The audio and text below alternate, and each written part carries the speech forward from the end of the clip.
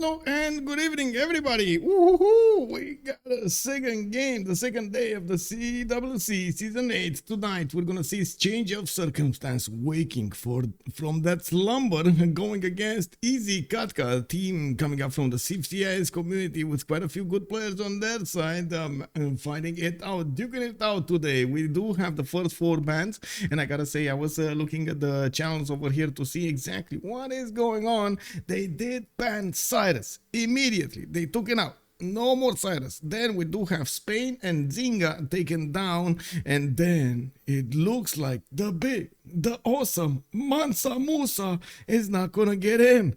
Okay, so that means we're gonna need to start up the pick and ban phase over here for the maps, and we're gonna also need to start up with the pick and ban phase for the civilizations. Good evening, Fabius. Good evening, sir. Good morning, Heining Dave. Bună dimineața, domnule. I do see Abudu, see Kaka. Hello there, sir. Good evening, good evening. Jokela. Hello there, sir, and welcome, Takeshi Left. Hello, hello. How are you doing? Good evening, sir. Good evening. Linda, good afternoon, ma'am. And I do have to say, thank you for joining us. Rem Kiyoshi, good evening, sir, and welcome, welcome. I did also notice XCO and RXCO. Good evening, sir, and thank you so much for the follow. Also, Rodri, big shout out for that first promotion over there. Hello there, sir, and welcome. Pixie, how are you doing? I gotta say, good evening, sir, and I gotta say, oh my god, I'm so excited. We might actually get some stories, guys. We might get some stories. I hope it's actually not, how to say, not something that I'm just gonna be excited for today. I have been asking a lot of people for stories for some time now, and we might have found a way to actually get stories out of these games that are gonna be put on YouTube, on my YouTube, and I'm gonna try to create blog posts out of them. Cici Pyro, also bonsoir monsieur, bienvenue. Brook 55555, hello there, sir, and welcome. Is Ben back on COC roster? Yes, they actually recruited him today. They said it's quote unquote, I'm quoting what Jessica told me, they want him to be the mascot. Well, I guess he's in the game, so it's a bit more than a mascot, is it? German 25, good evening, sir, and welcome. They draft in a minute. They each ban a map until one is left. Indeed. And of course, the pre-game bans are actually made without knowing the map beforehand. They should actually ban the civilizations that are a bit too OP for everything. Just give me a second. Was trying to finish a conversation over here. Hopefully I'm gonna do it soon. Bonsoir, monsieur Marco Diabolo. Hello there, sir. Bienvenue.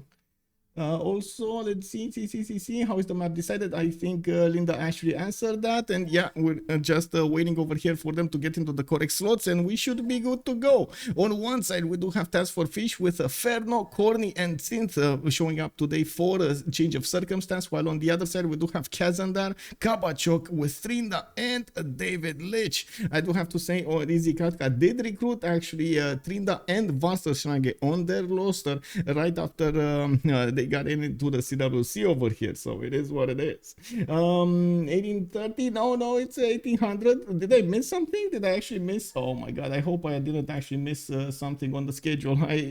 Well, I guess, you know, it's gonna quote unquote start at 1830 GMT anyway, because it will take some time to get the maps going and so on and so forth, so you know, it's not that I would say misleading, but anyway, let me actually check her. Did I actually change this? Also, bonsoir Rafifi, how are you doing, sir?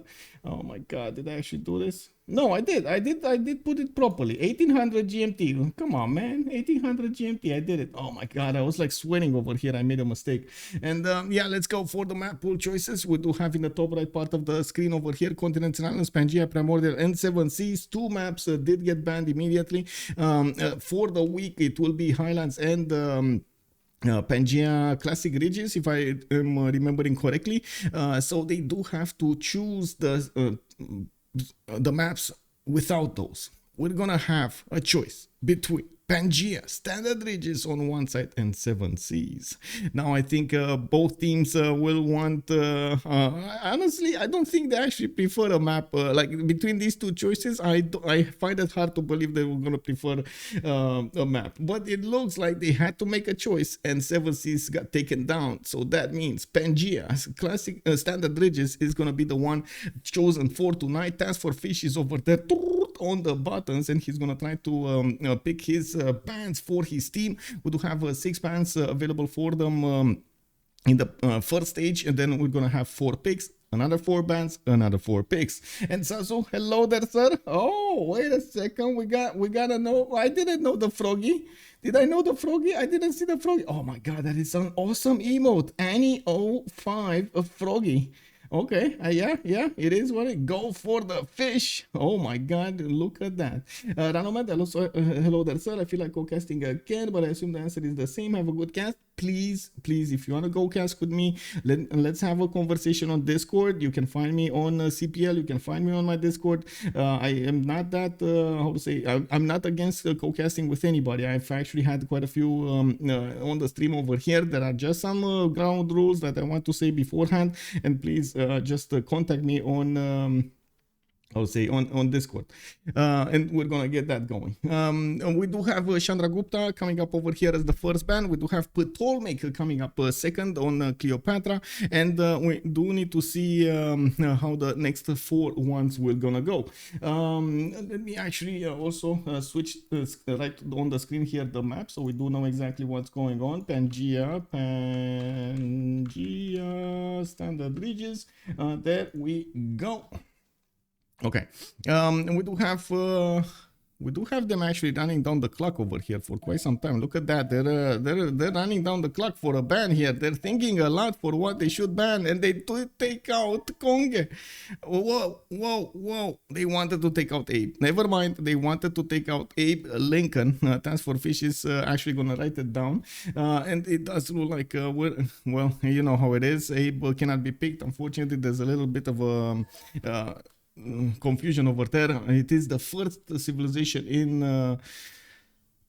the band and in the civilization screen, and unfortunately for some reason he can't be banned in the interface, just like TaskForceFish is saying. Now this is a bug that yeah, it can't be banned. It's a bug. Yeah, it's a bug. I don't know, the game, I think MPH, when they coded it in, they were like, oh, I want some Abe in, I don't want him banned. How can I do this? No, I'm kidding. I'm pretty sure it's a ban. We had this before with other nations as well. It is what it is. We do have Nader Shah coming up here as the 4th one, and it looks like they did take out 2 purges, banning Nader Shah here. But I'm still a bit surprised we got Mali taken down from the game, but you know, it is what it is. 2 more bans to go, and it looks like it is going to be a choice again for the change of circumstance to choose their bans over here. We'll see. We do have also 2 results from today's games. Civ Australia did manage to be superior against 12 plus in the first game in the group stage, and then we did have Gold Pie Library managing to win against Not Hyena. We're going to also have quite a few games being played tomorrow. The first one actually is at 00:30 GMT this evening, or I mean, you know, during the night over here. It's gonna be during the night. Would have actually, I gotta say, I actually thought a little bit about casting that, but it's like 3 a.m. my time, and I was like, whoa, can I stay up that late? Is the first game gonna finish by that time? So many questions. Jam the window. Hello there, sir. Yeah, banned from being banned. Imagine that. You can't be banned, right? Banned from being banned. It's one of those how to say, too big to fail kind of things over here. Oh my god, that expression was like, whoa. Anyway, we do have Khmer coming up over here as the 5th one, and it looks like we do have one more choice for the players to get going. I do have to point out this is Pangea standard ridges. The continents will have mountains along their splits, and we're definitely gonna see civilizations with a little bit earlier bonuses than we see on other maps like Highlands or 7 Seas. it's not uncommon to actually see some naval civilizations also being picked on this map, like Japan, like Age of Steam, and so on and so forth. That actually is a big question. You've seen how many times in the previous weeks Age of Steam just steamed everybody and steamrolled everybody, and then for some reason it's not getting banned. Interesting, right? Interesting. Yeah. Oh my God, man, too legit to quit. Oh, wait. That was a song, right? I don't remember who was. Whoa. Too legit to quit was MC Hammer was too legit to quit, right? It's too legit to quit, man. Leonidas, hello there, said, and welcome. Let's see. TaskForceFish coming up with Mvemba Zinga. We do have David Lich coming up over here. Oh, wait.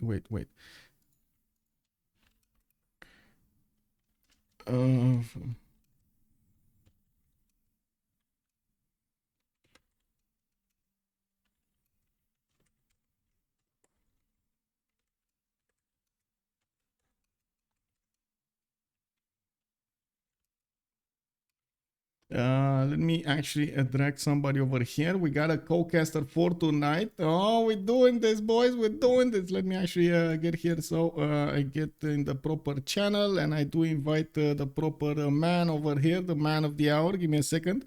Totally didn't know who you are, man. I was like, who this? Let me actually, there we go. Give rights to the channel.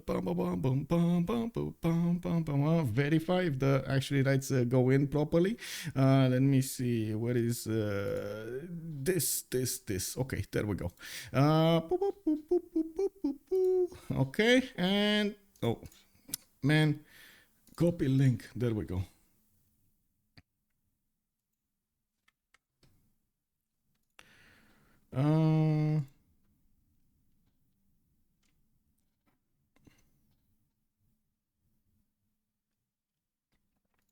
There we go. We're just waiting over here. We're gonna have a co-caster. His name is Demona, and he's gonna join us to give us his readout of what's going on here in the games. Basil the second got taken out in the last ban over there. We do have TaskForceFish immediately picking up Mvemba. Wait, wasn't this banned, or did they actually ban Mubande? Wow. This is so they banned Nzinga Mubande. Oh, I see. But they're both called Nzinga. What? This is confusing. That they said Spain and Nzinga. Well, I guess they banned Mubande and not this one. We do have the village with Rome. We do have Trynda going for Robert the Bruce, Scotland, and then Ferno is gonna pick Victoria, Age of Steam. I mean, no surprise there. It started showing up in most of the games now. We do need to see how things are gonna be followed up over here, and we're gonna need to see how things are gonna evolve. Now, also, Mubande isn't banned. No. In the pre-game bans. I mean, in the pre-game bans. I can actually show you. Give me a second. I can show you. What's going on. Hello there, Demon, and how are you doing, sir? Oh, hello, sir. I hope you hear me all right. Yes, yeah. Man, I gotta say, I totally didn't know who you are. That's why I told you to message me on Discord, man. I wasn't sure who is messaging me. Yeah, I was hoping it's not too hard to figure this out, but I guess I was wrong. Yeah, well, I mean, I see a lot of names, man. Okay, so what do you think of this thing over here? What's going on? With 4 picks already chosen, we got Kongo, Age of Empire, or Age of Steam on one side, and Rome and Scotland on the other side? So this is Pangea, so regions are standard, so I guess teams are going for more sim-oriented stuff. And I think Kongo is very nice. I'm a bit surprised to see it first picked, but I think it's viable. I don't see anything that has to be first picked otherwise. So I think teams are just picking what they prefer to play.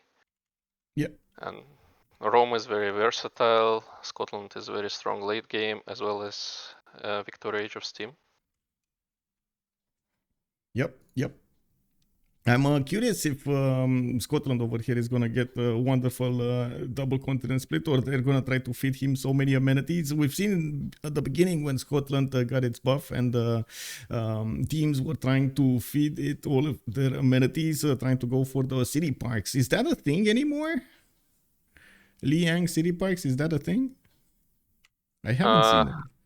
I'm not a big Scotland player, but I think if you will go Liang City Parks everywhere, Scotland is the Civ to do it on. Yeah, just because you need amenities so much. But I think there are other possibilities. For example, trying to build Artemis, Colosseum, and your golf courses give you a lot. Yep. Indeed. It lost its extra movement, I believe, on the builders. Is that the change they did? Because I know it got a nerf in the previous BBG patch, but I totally forgot about it. Yeah, I think you still have movement on Scout and Settlers, but not Builders. Yeah, makes sense. It was a bit well, you could improve your empire very quickly, let's say it like that. Three more bands have been chosen: Mapuche with Hungary, and then Gran Colombia. It looks like they're taking these guys that are quite powerful over here. I'm a bit curious they didn't ban Vietnam over here. Vietnam, Russia, Macedon, like Mongolia are still available for them to pick. Do you think on Pangea standard ridges it's important to have civilizations with early power spikes, like unique units in the early stage classical medieval era, versus more towards seeming? I think different teams have very different approaches to this. Some teams prefer to have one or two civs that is very aggressive.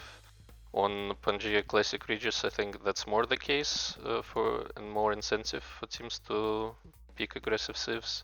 Yep. But there is always a possibility that you spawn backlines, so I assume what they want to do, picking civs like Kongo and Rome, which have a lot of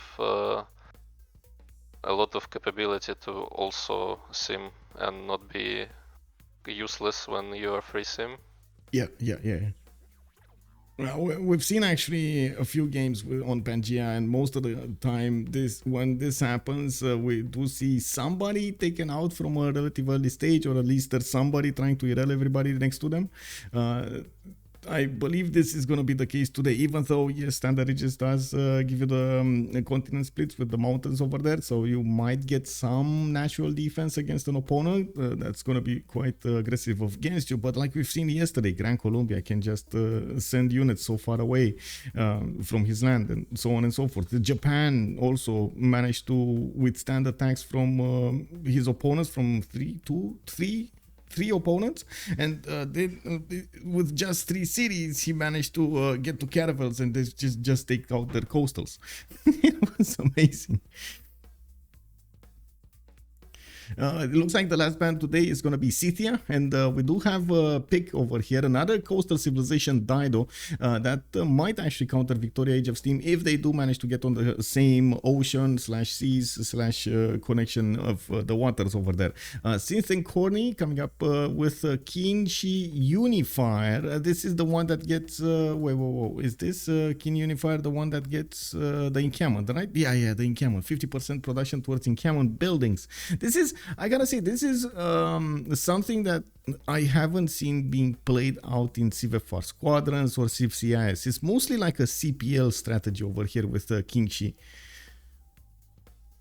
I think when this change to Unifier came out with the new BBG version, there was a lot of hype and everybody tried to play it, but I think that's died out mostly. So yeah, unless you have a build like specifically for it in mind, it seems a bit of a strange pick, but it's also a very aggressive civ that can take out its neighbor, or at least like make their life miserable in the game. For sure. It also gets great writers points, right, from encampments. Well, of course, you do get some great works over there, slots to use in the Banax. So it has a lot of potential when it comes to its culture. Now, everything else other than that is, I guess, normal. We're going to need to see if it's going to be used properly here by whoever's going to play it. We don't know yet whoever are they going to prioritize, whoever are they actually going to choose to play on each civilization. We do see Wilfred Laurier picked up by Khornie as the last civilization here. And I gotta say, we don't actually see Canada that much in the tournament games, which is, I mean, oh, yes, of course, it's kind of a bummer. We would like to see more Wilfred Laurier in the games here. But the players just don't believe in its power anymore. I think it's a very surprising pick. Just on Pangea. I think it's quite powerful in bigger formats like 5v5, 6v6. Makes a lot of sense to pick it. Yep. But on Pangea, it's surprising. Maybe they have an idea that, for example, China and maybe Kongo will feed them some books, feed Canada some books, and just they go from there, have a real opportunity to win culture quite early, not like around turn 100 or a bit, not much later. And also, at least it used to be Trynda special, but I think in this pick Trynda plays Scotland. Yep. And kinda counter to that, they then was Gorgo, which they picked to contest great writers, I guess, and those great works are very important to get ahead in culture. True. We got a question over here from chat. What were the pre-game bans? They were Cyrus, Persia, of course, Mobande in Spain, and Mansa Musa. I do see they countered Canada with Gorgo, which is a pretty good counter over here. They also have Rome on their side, so both of these can easily go for something to counter that culture. Rome usually does pick up that from an early stage, the flag to actually defend the culture victory. But at some point, well, it does, if it gets into a real wars next to him, it doesn't actually get to scale that well. Gorgo, though, on the other hand, it benefits from Acropolises, from those books, from the culture from the books. It will definitely have the chance to defend the culture victory. Now, we do see them also changing their slots a little bit. We got Cynth actually with Wilfred Laurier on the first slot, David Lich on Rome, Trynda is going to come up third with Robert the Bruce, Ferno with Qin-Shi Unifier. We do have Kazandar on Dido, TaskForceFish on Mvemba, Azinga, Khornie on Victoria Age of Steam, and then Boris Kabachok is going to be on Gorgo. And then we go, and we have them reading up. Yes, sorry. Yeah, it's completely okay, that's your show. I'm very glad to see teams actually putting Canada in first slot, because the slot order, if the culture victory is close, slot order matters so much, and they assume the opposing team didn't move Gorgo up just because there's no difference. If Canada is above you, it doesn't matter which slot you take. Yeah, that's true. There's gonna be so much, right? So many of those great writer points being put up over there. I think I do need to actually send a message to Lena. I don't know what the I see her stream. Please ready up. There we go. I sent her a message on her stream. Let's go. Yeah, there is the Curious Dido pick, by the way. There we go. I mean, teams, I'm sure Kazandar has... first of all, I know he likes Dido a lot, so it's a comfort pick for him, for sure. Yep. But I have a little bit of a doubt that it's so good on Pangea, just because Dido really shines when she goes Ancestral Hall and puts a lot of cities. But on Pangea, sometimes there are places you cannot settle, you don't have so much space every time. Yeah. It's a bit like, this brings me up back to the old days when everybody was trying to play on Pangea more than any other map. We didn't even have 7 Seas or Highlands back then, so Pangea was the standard of the games over there. Even though we tried continents and islands or continents or other maps, they just weren't as balanced as Pangea. Big landmass, you do get to settle your like 3-4 cities. Usually after you settle the 3-4 cities, you might actually need to build some units to go and attack somebody or defend yourself. yourself against somebody. And it's not uncommon that we see players stop at like maybe 7 to 9 cities. There's just, like you said, there's just not enough land. There's way too little land for them to benefit from. Now we're gonna see what this map actually will bring them as surprises. Immediately I see Dido over here on the west side, and it looks like he is gonna have Zangi Dangxia to the south. I do also want to put really quickly the prediction for how many remaps we're gonna have.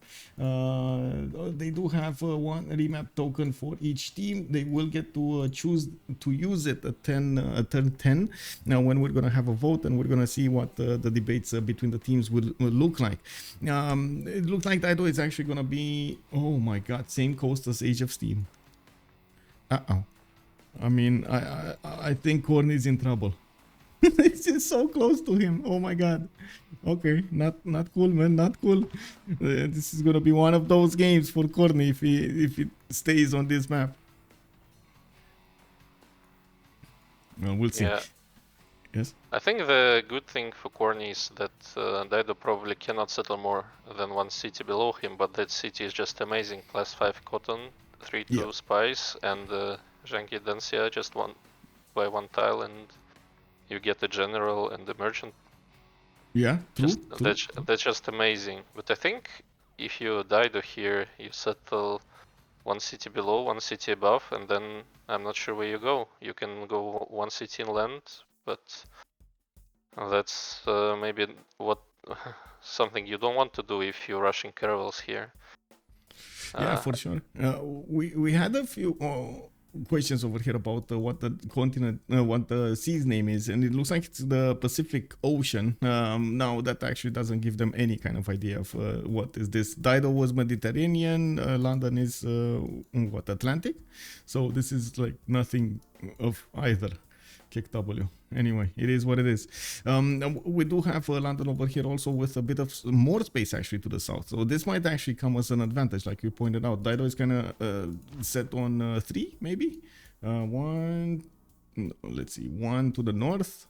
That's about it. Maybe 2 if he gets God of the Sea for the whales, and then another one over here. So like 4 cities, and then he's gonna need to pump out boats. This is kind of normal, right? When you want to hit that caravel timing, you don't really want to settle like 5, 6, 7 cities because you don't have time to get everything else. Especially if there's a race for admirals, you do need some projects to get there.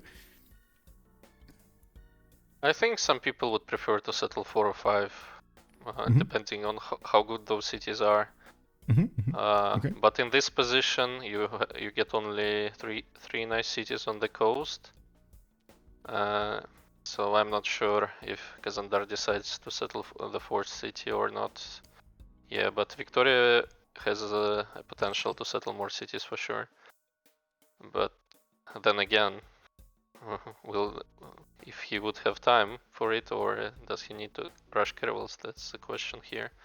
Also, there could be some game deciding early galleys or early Byrim.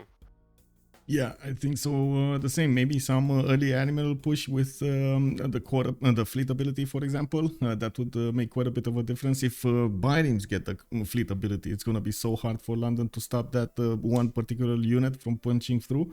They do have a one-tile choke though, and it's like so big. He can just put boats after boat after boat into this to try to stop this. Yeah, I think that's quite beneficial for England right now because just Byrims are just stronger, but they cannot punch through one-tile choke. Yeah. So that's great for them.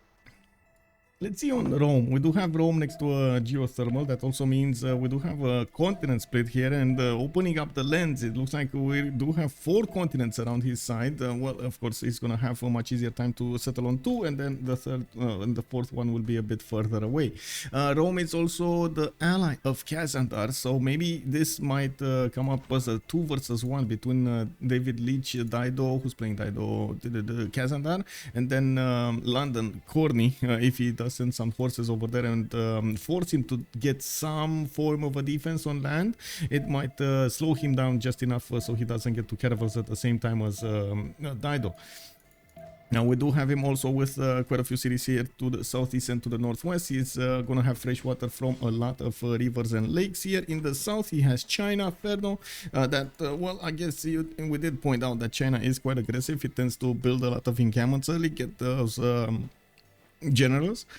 So and we would expect China over here to try to take away the attention of Rome. Now, how many times does this happen, by the way, in the teamers? How many times do you discuss this as a particular strategy? If you know you might have a potential 2 versus 1 or even a 30 versus 1 up against somebody, do you discuss this internally? Who's gonna take away some attention? Who's gonna try to push? Or is this not at all a subject?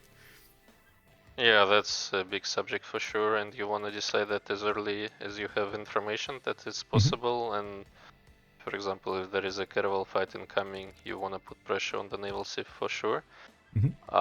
I'm not 100% positive that Rome will be able to put some pressure here, just because he has a very aggressive neighbor to his south, and I assume a very aggressive neighbor to his east as well. Let's see. Wait, you're talking about Rome or China? China. Rome has Kongo. Oh, yeah. Kongo to the east side. But it's kind of far away. I mean, to be honest, it's not that easy to get there. 1, 2, I guess Bandar Brunei, send trader out to Alpha. Yeah, it could put some pressure. It's a little bit of work on the infrastructure, but it can put pressure on Rome. Yeah, I think Rome has a very nice defensive position here. Also, it has an advantage of access to legions to defend. Yeah. So, oh man, legions versus Congo Bongos. Yeah, that's gonna be something. Let's see. Yeah, but if he has to like hold 2 fronts here, then will he have time to put pressure on Victoria? I'm not sure about that. But let's see if this map is gonna be played and all of the other ones. Yeah. Gorgo in the north does actually have not that much fresh water, I gotta say. He does have Torres del Paine to the northeast, which is kind of weak Torres. It doesn't have a lot of production on it, only 2 tiles with some production. Then we're gonna need to see him actually travel quite a bit to the southeast or to the west side over here to get some extra cities. He is having the ability to actually get in front of Kongo to try to get Kongo's attention away from Rome. So this might turn into a 1 versus 1, 1 versus 1, 1 versus 1 over here. Now, depending on how they play the series, depending on how the players choose to go about this. We do have also Canada in a corner, and like I said, it's not. I mean, you know what's surprising to me? Canada on Pangea. Like I totally understand Canada on like 7 Seas or even on Highlands, especially on Highlands. I'm not that convinced about Canada's power in Pangea, mostly because of the lack of tundra. And this, well, we don't know, it's a little bit different than Russia, which Russia can actually do a very good game when it comes to outside of the tundra, in the plains or in the grasslands. Canada is not that way, right? It gets its power from its tundra. I agree, it's quite curious pick on Pangea, but there are different ways you can play Canada. But I think the preferred way is to go for culture victory almost always, but in some teamers I've seen different stuff. For example, big middle student likes to rush fascism and start pushing. I mean, you say rush fascism, but that's like what, turn 90, 80 maybe? No. It's comes a bit earlier than that, and he would have military academies in every city and start popping out mount his armies, and later like tank armies, helicopter armies. Yeah, could potentially work, but the thing about that is it comes quite late in the game, and the game could be decided by then. So what's your actual contribution to the team at this point? Yeah, that's true. Well, casual middle student tactics, as we got used to them. Man, what is middle student doing, by the way? Even though we do have a remap vote, we have a little bit of time to talk about this. And what is middle student doing these days? I haven't seen him play in quite a while in the competitive scene. I'm pretty sure he plays Russian teamers right now. Oh, is he? He's playing right now. Okay, I mean that's good. That's good. I'm happy that he's still playing because he actually showed us the way in a lot of how to say, a lot of games, how you should play in this and this and that, different civilizations. And yes, his strategy for going as quickly as possible for the culture victory is well known everywhere. So yeah, we need more middle student. What can I say? I am not surprised to see this remapode outcome, Mm-hmm. but I'm not sure how much information they got. They saw Dido. Fonisha saw England. Oh, yeah, and immediately said, "Nope, I'm not doing this, guys. Get me out." They also saw Rome to the east side, and yeah, well, they know about Gorgo's placement. They actually met a lot of civilizations here. Scotland was free sim though. Yeah, he was alone. Yeah, he was alone, but free sim. That's not ideal for Scotland to be alone, but if he knows there's such an impossible mountain range to his west, that's quite okay for him.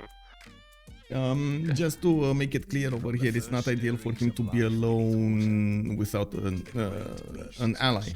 It's okay for him to not be attacked by anybody because, you know, amenities and war awareness and so on is taking quite a bit of a toll on Scotland. Even though I gotta say, we've seen in the early days of Scotland over there some awesome plays by Lich with Scotland. He wasn't bothered by any kind of warfare over there. He was fine. He was just doing what he was doing, but he was also fed a lot of amenities. So what his ally was doing were two of them went for Liang city parks, and they improved their amenities, but they gave them immediately to Scotland. They just used the city park amenities for themselves. Yeah, I think that's pretty cool strat. I like that. Yeah. Oh, this time actually Kazandar is gonna be in a 1v1 versus Kongo. Not the best thing that you can do, but anyway, we're gonna need to see Kazandar's choices here. He does have multiple cities on the coast with pretty good actually tiles to work. Deer tiles, I see some truffles, I see in the south extra food from the sheep tiles, a lot of production around there. He can get, well, I wanted to say he can get good Cothons, but it's not that good Cothons. I guess we're gonna need to see how he's gonna try to place his Gavron Plaza to make everything better here. We do have Kongo also with the western side, and he's gonna have Gorgo to the northeast. 3 turns for a scout, does have a 2-2 base. Looks like he's gonna have multiple cities on the river, so the choice to go east or west if he wants to. I'm pretty sure it's much easier to go against Fonisha than it is to go against Gorgo, but to be honest, we've seen Gorgo fail at the beginning of the game, so yeah, you know, both choices are available for TaskForceFish. He's out for blood over here. We haven't seen him play in some time, but I'm pretty sure he is out for blood, especially with Kongo. Oh man. Let's take a look at Gorgo. We do have Sparta coming up with that 2-2 base. Of course, there was an update on BCY, and if you settle on flat tiles, you're gonna get the 2-2 guaranteed. If you settle on a hill, you're gonna get a 2-2 also. So basically, the cattle does have default at the beginning of the game. That was something that was in between solution between the maximum option that we have on BCY, which a lot of players prefer for the extra food, because on flat tiles you do get the 3-1, but that also was countered by CVFR as I'll say with arguments that that actually increases the tempo a bit too much, and unfortunately it does tend to skew the game. Now I guess we don't have an insane amount of statistics on this, but there was Talasta that actually brought forth some interesting statistics in calculations, how much food you get, how much production you get per turn, depending on like ideal play styles. So yeah, it did look like the 2-2 base did actually stabilize the choices versus the other ones. Yeah, we do have, let's take a look at Rome, and this time, oh wait, it's still, oh no, Rome is next to Canada this time. Okay, he's still gonna have somebody to attack with, which to attack into, I guess. Cynth over here is gonna have a bit of trouble. She does have to the east side China for some support help over here, and yes, that's good. It's gonna be a 2 versus 1. I think Rome can definitely handle it, especially with the land he has. Rivers that can be set on the east side. He does have a direct connection with the river towards Ottawa, even though I gotta say this is not good land to settle. I honestly wouldn't have, I wouldn't be incentivized to settle this land at all. Like, it is what it is. To the north, he does have more fresh water from rivers, and of course I do see an inner sea, which actually might be an extremely good trading route. We do have the city of Alpha that can settle a city next to Halong Bay, and then Rome can just put a city over here to the west side or to the southwest, and they can trade cap to cap. This is gonna generate so much gold between them. I agree, and that would be amazing if only they were allies, right? Oh wait, they're not allies. Oh, they're not allies. Right. You're correct. Thank Gorgo you for pointing out. Yeah, Gorgo can potentially settle the sea and trade with Rome. I don't know why in my mind I had that set, but yes, you're right. So Gorgo can do that. Still Halong Bay is just the same, the different civilization that can do that. Yes, you're right. On Steam. Oh wait, Steam can actually put some pressure over here on the west, but it doesn't look like Gorgo is gonna be incentivized to go coastal, so it's fine.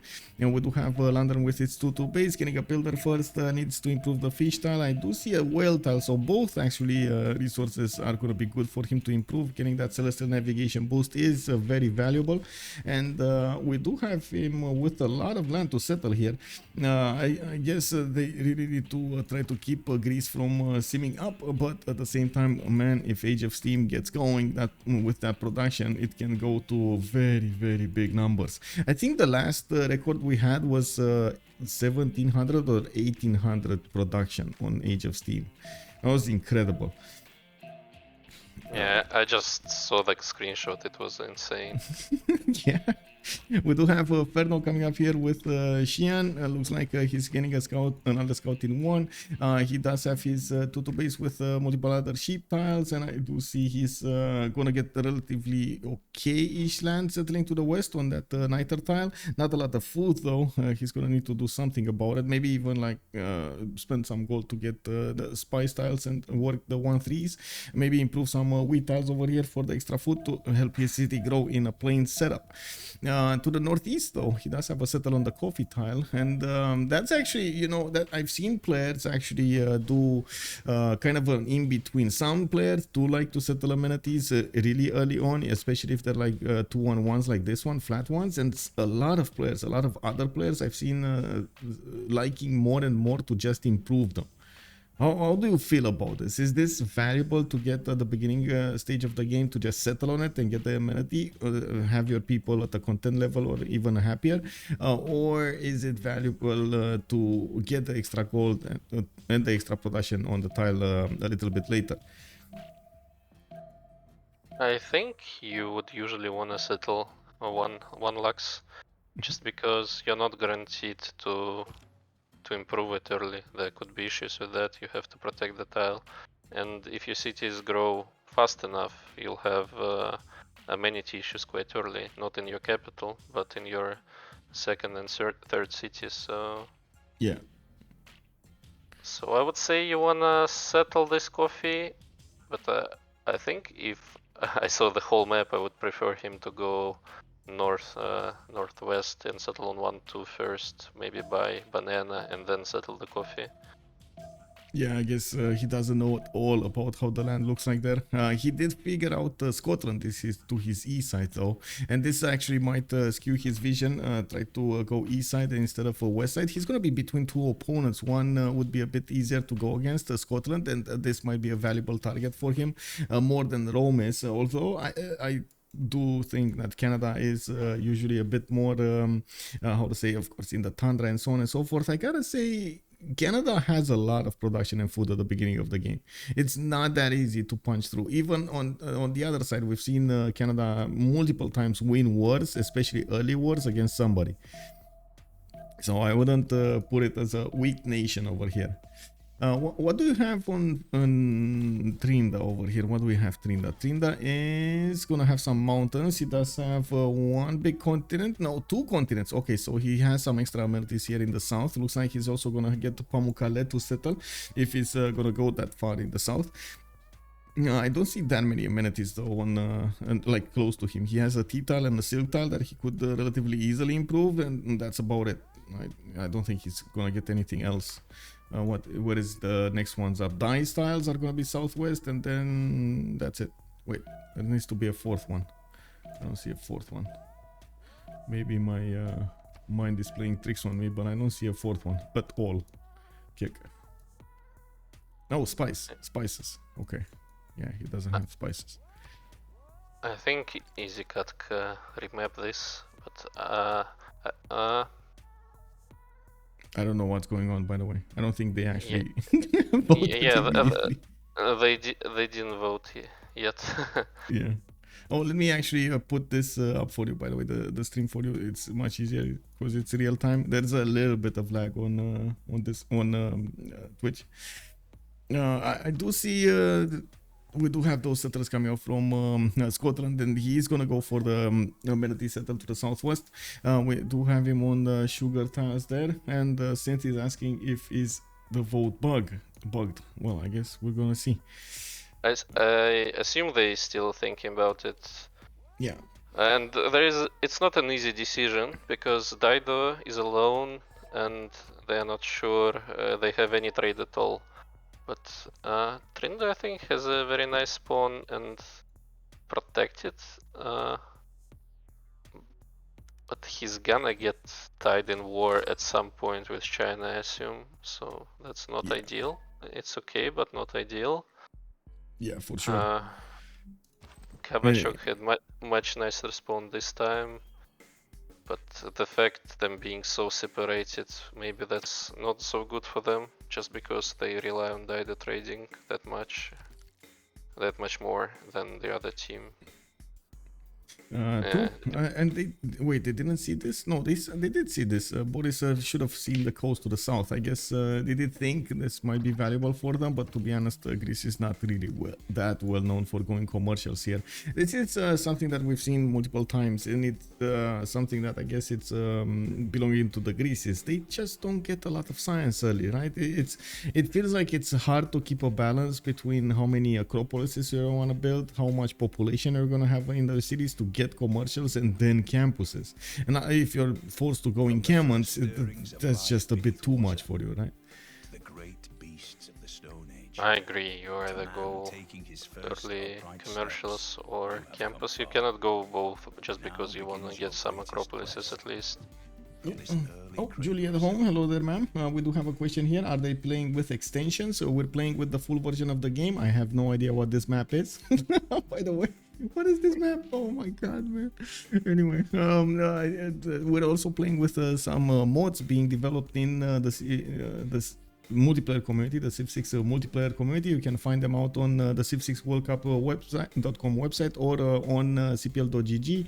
BBG, that's Better Balance Game. Better Balance starts with a multiplayer helper that actually allows us to have this UI in the game for pick and bans and the remaps, and does some other extra stuff, pausing the game and so on.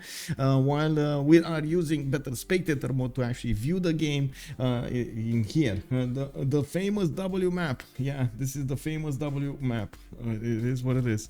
Well, Kongo over here is again gonna be next to Phoenicia. Well, I guess Fish is gonna have a target. That's what's gonna happen. Kazandar cannot get a break in this game. Yeah, he's being followed by the fish. He's hunted. It is what it is, man. But now that we do know the map, because they don't have another remap token available for them, this is gonna be the map being played out. It is what it is. Unless we're gonna have some sort of technical issue, which I don't think we're actually gonna get to encounter. They're gonna get to play on this map, on this land. We do have Mvemba Kongo with two tier tiles next to him. I do see some stone tiles. I see also he's getting a scout out. He does have available iron in the second ring with horses in the northeast. He does also have a wander over here to the northeast, kind of like a third settle to the north, Charlie settle, Lake Redpa, while there is a direct highway to Phoenicia. I gotta say, this is incredible how fast those Kongo bongos are gonna get to Phoenicia. This is even a good land to settle. Like, you get to settle on the floodplain tile, you get tobacco early on, two next to it, some 1-3s for extra production, and that's it. You're probably not gonna get to build two districts from that city early on.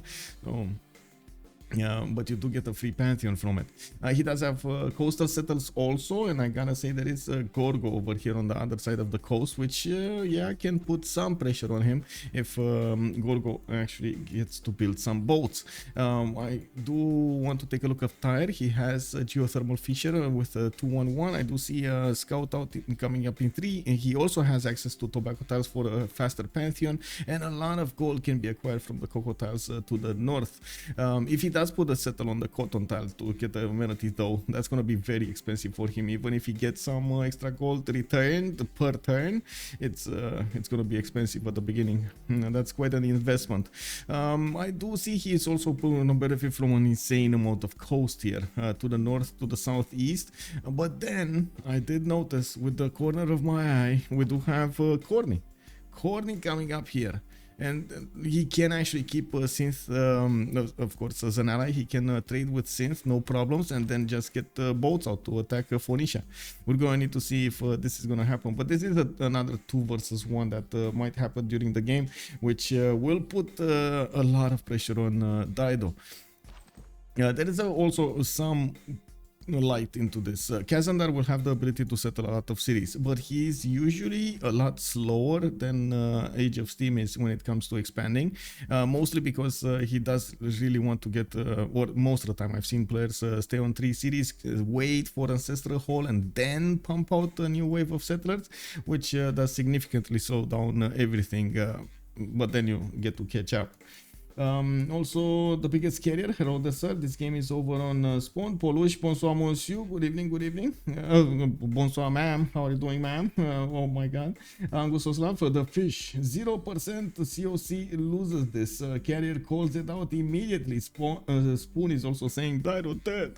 He's dead, I tell you. Well, we gotta see if they're gonna pull out something from their hats, and we're gonna also need to take a look at the other spawns. What do we have here on London? 3-1 bananas, a 1-3 forest over here. We do have also 2 iron tiles for him to benefit from, and a horse tile to the west side. That's kind of expensive, but I'm pretty sure he's gonna settle over here another city and maybe another one to the north to make it a little bit less expensive. Pantanal in between him and Ottawa. They can get coastal trade routes. Extremely valuable to get these coastal trade routes going. We do have Ottawa with actually not bad land. 1-3 deer tiles, fur tiles. Oh, whoa. This is insane. Yeah, wait. A lot of camps. Yeah, this is insane. 1, 2, 3, 4, 5, 6 camps just in the capital, and then you have another like wave of furs to the northwest. 1, 2, 3, 4 more furs to the northwest. Oh my god, man, that's just yeah. 40 gold a turn just from this. Yeah, it's very good. I think out of all the spawns we've seen so far, this is the only one where Cynth got at least some camps. Like, she had no camps before. She went mining to improve, to get mines and production from them. But I think you would much prefer improve deer first, get a lot of food, get some gold, and then you improve a mine or 2. Oh, I just realized I don't have TTS activated on these on the chilies. One second. I need to activate the thing over here. Oh my god, how do I do this? Click. There we go. Save changes. Okay, and I will actually text to speech myself over here. Thank you so much, Julie. Much appreciated. Let's see. Thanks for the very well made the Civilization stream. Was looking for this for quite some time. Woohoo! Thank you for liking it. We do have Ottawa with available iron to the east side. Looks like, of course, the horses are gonna be in the third rings, and maybe she's gonna settle as another city to the southeast over here. A lot of mountains, by the way. This is a lot of territory. This is culture victory land over here for her. We do need to see if the game is gonna go that far. We do have also Scotland on a coastal settle to the southeast. Not a lot of good quality land to the southwest. And by the looks of it, he's not going to be incentivized to actually settle in the face of Khornie. He wants to stay away from a fight with naval power. But maybe later on in the game, he's going to get some to try to poke a little bit. We do have Trynda also with fish tiles, refish to upgrade over here. And I do also notice he did manage to get a builder out to improve that to the southeast. We also have Mato Tipila between him and Ferno, and Ferno over here I guess is in a perfect position to irrel 3 players. Oh my god, unbelievable. This might happen. Yeah. This is incredible. This is exactly the nation. Like, is this this or Kongo? They're like, these are the two nations you want to have between your opponents over there. Just let them run wild against them with every unit they can get. Like I've said this multiple times. There's a finite amount of production and food that you can have through the game, and especially if you are forced to build units to defend yourself and or attack into somebody, that just makes less production that you can put into developing your empire and so on and so forth. So as somebody that's gonna be somewhere relatively safe in a corner will get to use that production to develop his empires, while the other ones will not get to use as much production to develop their empire. I think Easy Katka have a lot of problems to solve here, because China can easily box in Gorgo. Yeah. And then he has a very good settle on this wonder to his west, and then a decent settle to his north on the coast as well. I think the only way it goes wrong for him if he doesn't put pressure on Scotland, and then Trynda might come and kill his coastal cities. Then it has then they have a chance. I think that's what they have to do. But Trynda's spawn is not great, so it's gonna be hard to pull off here. Very hard, very hard. Arsenios over here, thank you so much for the tier 1 sub. He also said that I should have seen Trynda's face when he saw his spawn, the saddest Scotland spawn ever. And I guess at this point, I gotta say, I'm so curious. I would really love a screenshot of that face. I would really love a screenshot. I'm not trapped in here with you, you're trapped in here with me. Yeah, well, we do have some fans from both sides over here, from COC and from Easy Katka, even though Easy Katka is a relatively new, I would say a new team. They do have pretty well-known players like Trynda with Kazandar, with Kabachok have played a lot of times in other teams, and David Lich is somebody that I personally didn't actually remember him, but I do believe he's also known in the Russian community. Looking at, oh, by the way, thank you so much for the gift, much appreciated, Arsenius. Let me see on David Lich what we have. Rome does benefit from an iron tile over here. He does get a settler out in 3, and by the looks of it, he's also going to have forces in the second ring. Easy to acquire both resources, and he could try to pressure his opponent. It looks like one of the Chinese scouts did get past him, and this might put a bit pressure of on him, and maybe take away a settler. I hope not, but it might happen. Ferno over here is close to that Roman city. On Xi'an, we do have a settler actually coming up over here. I guess you're thinking he's gonna settle the Jade. That was my initial thought as well. If he's gonna settle the Jade, this is gonna be a bit problematic for the later stage, with Trynda having an option to actually attack into his opponent. And oh my god, it's raining. Let me actually close the window because it's way too much sound. I don't know if you guys hear the rain, but oh my god. Yeah, it's quite loud. It's interesting who's gonna get delayed more here, because oh wow, he moved there. I think he has to shift enter.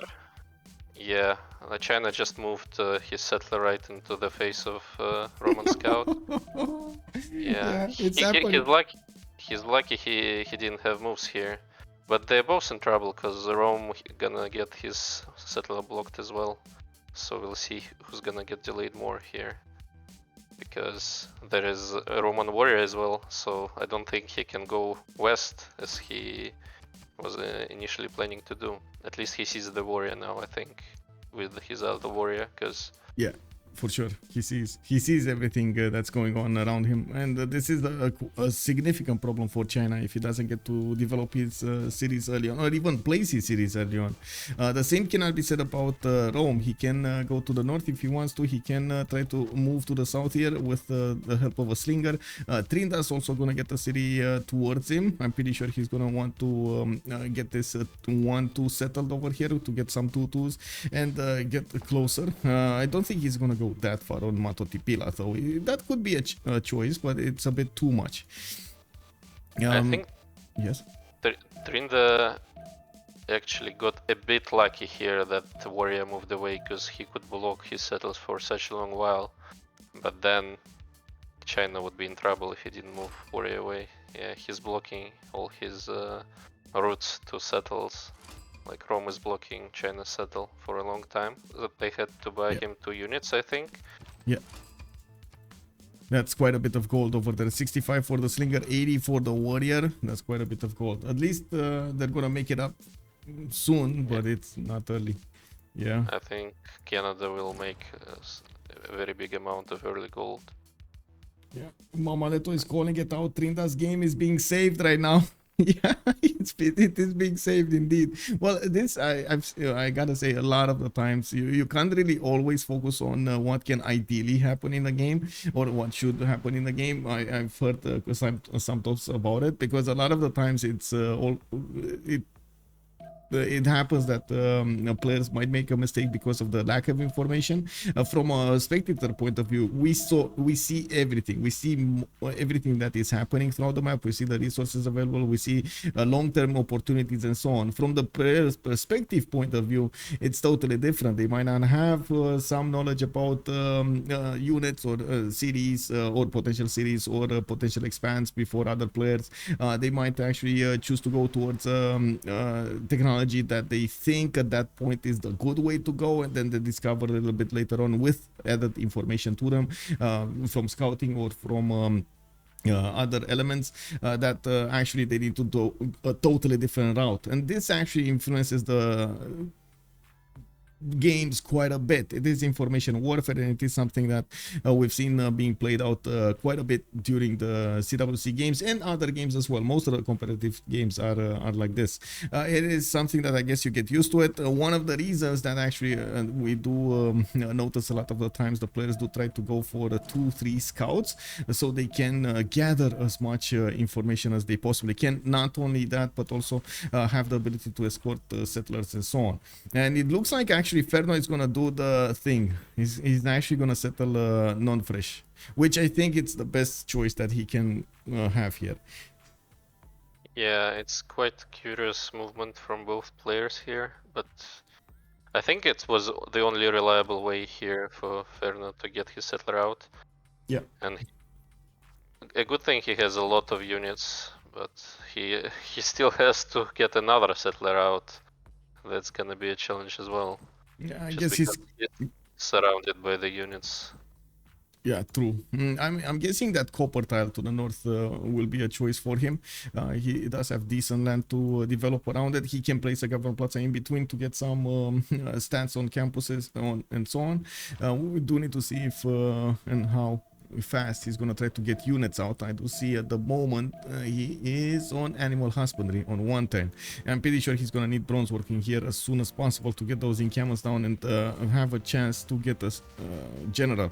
And we do have him with iron to the east side. Horses are gonna be in the second city. The faith is also gonna help him on Matotipila. I'm actually a bit surprised he's going for the stone tile, but I guess that actually allows him to work 4 faith at a time or one of these 2-3-2s over here to the southwest. The thing is, that also means he can work the +1 production card instead of the God King card, so he doesn't need to care about the faith generation that much as other players will do, which gives him a little bit of an extra production point advantage. At the same time, the non-freshwater city unfortunately will not have a lot of population growth because of the lack of housing, which poses its own challenges, unfortunately. We do have to take a look at Gorgo, and then we're gonna bounce around the map here. here to see how the players will evolve with their choices, with the pantheons, with everything else they need to do. It looks like we don't have Gorgo shying away from the coast. Kabachok is actually gonna get a settle on the coffee tile on the east side. He does have a builder coming up from Sparta. He's gonna get to improve the horse tile to the southwest, maybe the iron tile also. It's not unusual to see. Oh no, he's going harbors. Okay, so he's actually going for this coast over here. Interesting. This pressure on the coast would be interesting if it happens. Xi'an is indeed in 3 range from the coast, so it's not frigate strength, frigate range, but he can be attacked by a connection city, and this is something that he can take out if he settles the copper. That copper is extremely important right now, or at least next to the copper. And there we go, encampments put down immediately. Okay, we do have 2 encampments put down here by China. On the other side, Boris does have Kongo to quote-unquote think of, even though I do see Kongo is not interested at all actually to go on the coast here. He's gonna try to pressure as much as possible for Nisha, and we do see him settling Bravo, but on the south, not in the north. Oh my god, he got a forest fire. What are these tiles? 3-2 tiles over here. We do have a 2-1 tobacco tile also to the east, northeast, and we do need to see how he's gonna get his generals over here. He's getting some builders.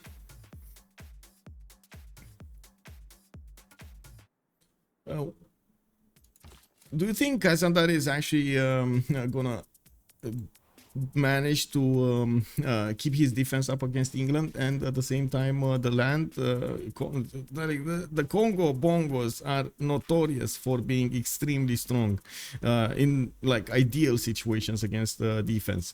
What I should say, ideal situations when somebody's trying to put up a defense against them. Dido over here has cities, 2 cities on the coast. They can be attacked by Age of Steam. He's gonna be split into his production between this and that. We might see some galleys coming out from Age of Steam, even though there's quite a bit of land to cover here. And if he doesn't know about this, this is another bit of information that Khornie can keep away from his opponent. If he doesn't actually reveal himself with a galley, that's gonna be a problem. Yeah, it's curious that Ziz was settled not on the coast actually. I think he's in trouble right now. Yeah. And you think he's gonna go with another out of the coast city over there to the north? I mean, it might be. It might be he's staying off the coast. There is a very juicy settle above CoC on the river, but I mean it is very good, but his settler got delayed so much he's gonna get forward settled by fish right now. And he's actually going bronze working, so I don't think this position is holdable in the long run, but let's see if for how long he can hold off this in this situation. Okay, there is something good about this. He can actually build a settler and send it very, very far in the south. You know, just run away from this Congo attack over here. Is this gonna be a strategy they're gonna think about? Because Age of Steam is not gonna stop him. I'm pretty sure he can just move around England's units, no problem. I think that's something they will be able to pull off if he lives for long enough. I don't think it's possible to do it right away. Yeah. Because it takes away so much production that you need to defend. Oh man, I got a question over here. I had never seen this terminology. Dolkim Rook, and good evening, sir. Is my hat part of a traditional Roman Dolorian outfit? Yes. Yes, Roman Dolorian. Alcohol Parrot, also good evening, sir. What sort of a Pangea map is this? I don't know, man. It's the W map. What can I say? It's the W map. It is what it is. Or maybe a flower map. It can be flowers also. Coming back to the game here, TaskForceFish is not having any of it. Look how far into Kazandar's face he actually settled. This is incredible. When he's gonna get his first trader, he's just gonna create a pathway between Charlie and Alpha, and those Congo Bongos, the Mvemba, how do you call them? Mvembas? Engao Mvembas are gonna get so fast on the front line over here. Yeah, if they will have enough money to upgrade like 2 or 3, and Alpha has enough production to get a general, that might be very hard for Tyre to defend. I'm not sure he has enough time to build his own encampment and get a general, at least not initially. Yeah. Well, and also we have to know that archers are extremely weak against those Ngao Bembas. Yeah, you can't defend with archers. You really can't defend. You have to rely on swordsmen, and it's very hard to get enough swordsmen on all those tiles, just because of how fast Kongo UU is. On the Pantheon side, I did see God of the Forge being picked up by Tyre. We do have the encampment set down, and I gotta point out, and this is another question I want to ask you about strategic resources, especially iron. I know a lot of the times the players are not incentivized to go for encampments just because of bronze working and discovering another district. It just throws a wrench into their development when it comes to district discounts. Now, this actually poses a challenge for any nation that actually has unique units with iron-based resources required. And this, I was opening up the screen here, and I do see TaskForceFish did improve his iron. He has 1 iron work per turn, and then boom, I see Ferno actually having some iron. Will they have enough for both of them? Will they prioritize somebody over another to actually get this war going faster? Because honestly, Kazandar is so far away from his own iron working. That's his first classical unit, 11 turns out. And they don't have this information. I think they're gonna prioritize Kongo for sure to build units. China will build some units a bit later, and maybe Rome will improve iron for Kazandar so he can boost iron working as well. But it's so far away. Fish is getting his UU next turn, and the benefit of having like iron UU is that you actually need a little bit less to build them and upgrade. Yeah. True. It's what, 5? Is it 5 for them and go? Yeah, it's 5 for unique swordsman, and I think it's 7 for the usual one. So it's not only that you have to build, I think, more swordsmen than your opponent. They also cost more. So it's kinda difficult to navigate because you can go horses, but they have less. It's easier to build them, but they have less power, so they start to fall. Usually you can hold off some swordsmen with horses and archers, but against Kongo, archers are just bad. And I do see Kazandar is actually gonna try to do some damage against the pre-builds here. There are 3 pre-builds next to the city of Charlie. He has 1 slinger and 2 scouts, and well, I guess they're not gonna do that much, do they? Slinger got taken down. The scouts, well, are the only ones remaining here. They did manage to get a 1-1 trade. Wow, okay. That's quite nice for Kazandar, because I think that means 1 less unique swordsman in his face immediately. Yeah. And I'm a bit curious, Fish is building monument in Charlie and not like a slinger or a warrior that he can upgrade, because they should be benefiting right now from Canada having quite a nice gold income. And as I said, I think Rome is boosting iron working in a reasonable time for it, but will it be soon enough for Dido to defend here?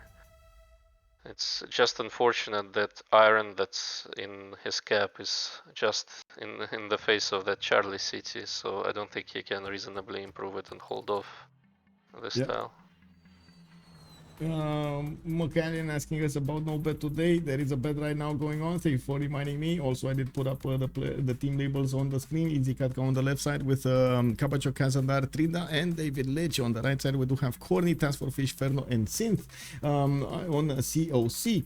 Also, Daiso, big storm outside. Yes, I really hope we don't actually. Oh, I'm sorry. We don't actually hear the rain, but I guess we're gonna have some extra special effects over here behind me with some stroboscopes from the lightnings. It is what it is. I'm sorry. On the pantheons here, I do want to go around the map here because we got 6 more turns until the classical era starts. God of the Forge coming up on Dido. He is putting and finishing up that encampment. He does have some warriors coming out, and it looks like he is gonna. Oh my god, he doesn't even. Oh, his iron can be actually kept by Kongo. That's his only iron tile. Oh my god. Yeah, I don't think he can hold off this tile at all. So he doesn't even try to. Yeah. And Fish didn't get a Pantheon. That's curious, but I assume he's using Moksha and he will get it using Moksha right now. Yeah, he does have a tobacco tile. Oh, yeah, Moksha and a tobacco tile. Yeah, he's 11 faith right now. He's fine. Next turn he's gonna get a choice. He probably I don't think like the reason I was thinking initially he's gonna put it next to the tobacco tile is that he doesn't need to spend gold, but he just put the city to the south and didn't ever buy the tobacco tile. He just grew into it, so it took him a while to get the monument and grow. Yeah, very interesting government plaza placement by TaskForceFish, by the way. I don't think they want to spend any little amount of gold here. And I guess that just happened to be like, you know, the city grew into it or something, because they want to get everything they can on these Mvembas. He's building 2 of them. He got to improve 1. That's a lot of gold anyway. What's it, 65 gold for a Mvemba upgrade? It's quite expensive. I think it's more. It's 70 or 75 unless their cost just was... Yeah, it's quite well. I don't know the upgrade cost. I was trying to see if we can get it, but no. Okay, what do we have here? God of Craftsman coming up on Khornie. He's starting to build his drone video cats and getting some galleys.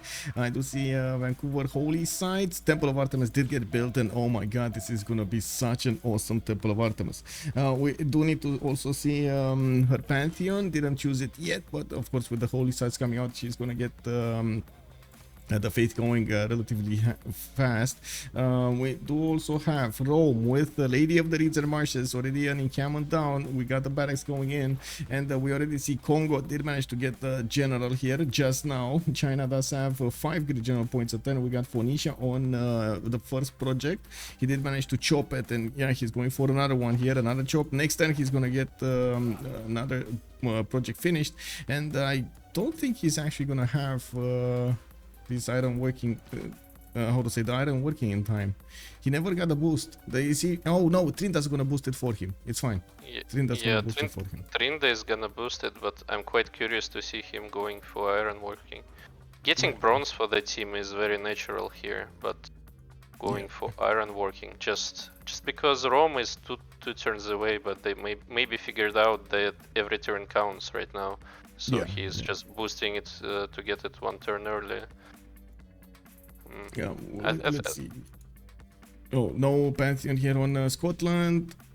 God of War and Plunder for Ferno. The reason that he's making those extra general points. Encampment training projects coming up over there. And it looks like we do have Gorgo with God of the Sea. Oh, Kabachok over here is gonna get really good whale tiles, pearl tiles, and reef fish tiles to work here. No problems for him. Getting a 4th settler, and it looks like he's taking this relatively slowly. He's gonna leave Rome to fight China at the beginning, and I gotta say this is probably the best solution they can come up with, because man, China here just stayed off the coast, and he is not able to be attacked over here. He cannot be pushed properly to the south of Taiwan next to Matotipila, and from the northeast we do have him how to say, staying away again from as much as possible the coast. Oh wait, the wheat tile, he left the connection city, guys. I'm worried about. I mean, you know, it's so close to the capital, it might even flip if you don't get some cities next to with high pop. But at the same time, man, I would love to see this story unfold, to see that connection city used against him. That would be fun. What's unfortunate for China is that he had to settle 2 fresh cities, but then again, he built his barracks so fast because of his civilization bonus that he gets 1 more housing in his second city at least, when it's gonna grow a bit faster. But ideally they would buy 1 more tile for him, but I think all the gold going to fish and his unique units upgrades. Yeah.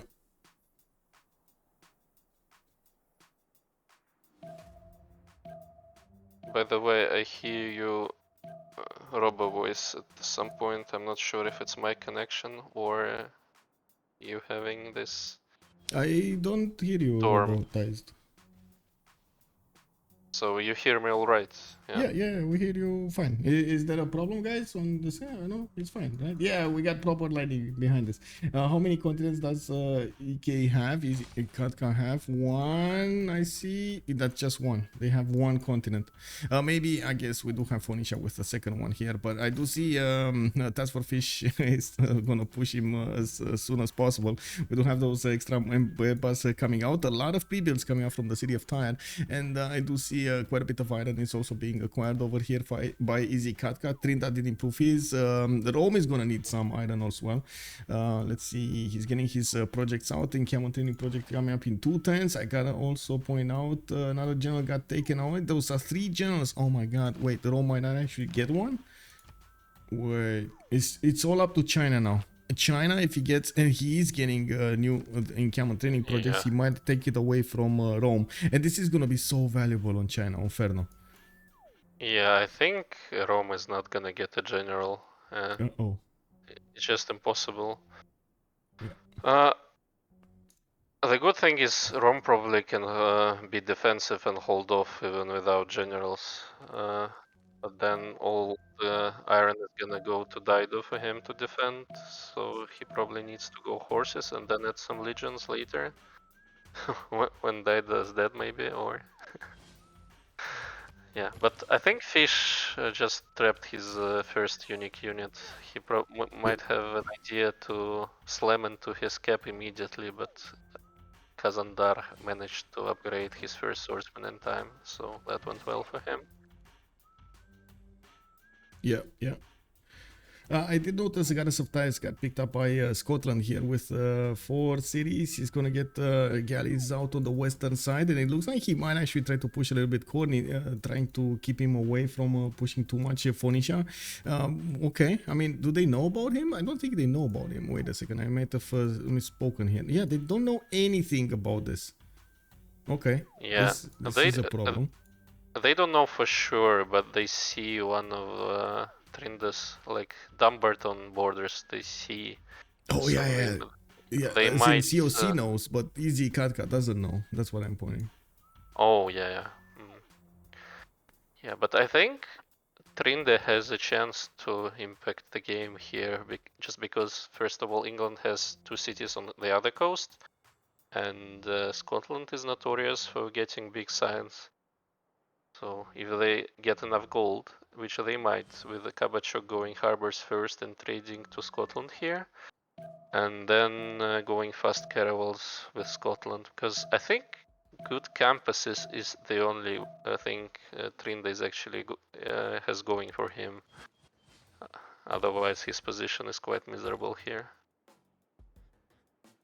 Yeah, it's kind of bad.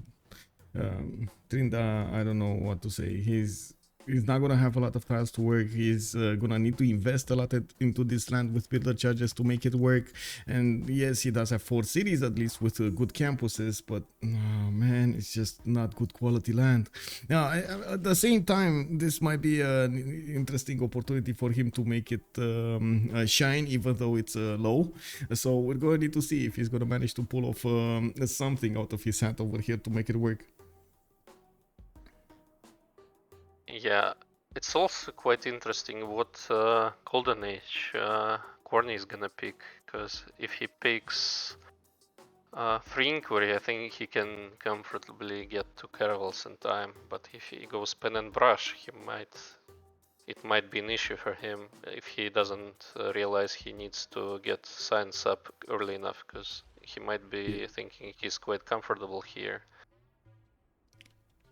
Let's see what's going on here. So there was an Mvemba sent in the front line between the units, the opposing units of Phoenicia. Now there's only one, and it doesn't look like Fish is gonna get that many to actually attack his opponent. Honestly, at this point, it kind of feels like Fish is not getting exactly what he wanted to get here.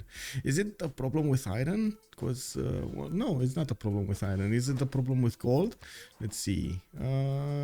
Might be they just have enough gold for another one, but it looks like in the gold per turn they are both kind of the same here. We'll see also the upcoming units from Kazandar. It looks like he does have a line of swordsmen that are trying to keep up with the defense.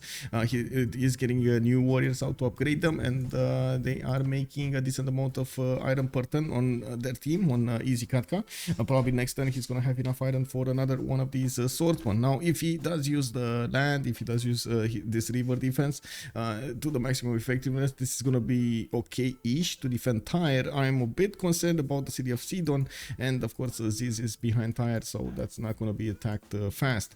There aren't that many Engao Mvembas, but as you can see, you can't really attack into them properly, which is going to be the major issue that Kazandar is going to have. He can't counter-attack into these units with as much as he can. We do have Boris with, or I should say, Kapachok over here with Penbrush and Voice Golden Age 4 series, God of the Sea, Audience Chamber coming up next turn, a 5th city also going to be placed, and he did manage to get a city in the south that actually is going to allow him to pressure a little bit China over here, at least keeping from settling a 4th city to the northeast. We do have Kazandar on Penbrush and Voice Gold Rage with 9 science and 12 culture. Is not that far away from Kongo. They both actually went for the same kind of technology, the same kind of Civ6. And we got a raider solo. Hello there, sir, and welcome. Welcome, everybody. We're watching CoC going against Easy Katka, and there's a lot of challenges going throughout this game over here to take a look at. We do notice TaskForceFish is pushing into Kazandar, and he's trying to take out as many of these pre-builds as possible before they get their upgrades into swordsman.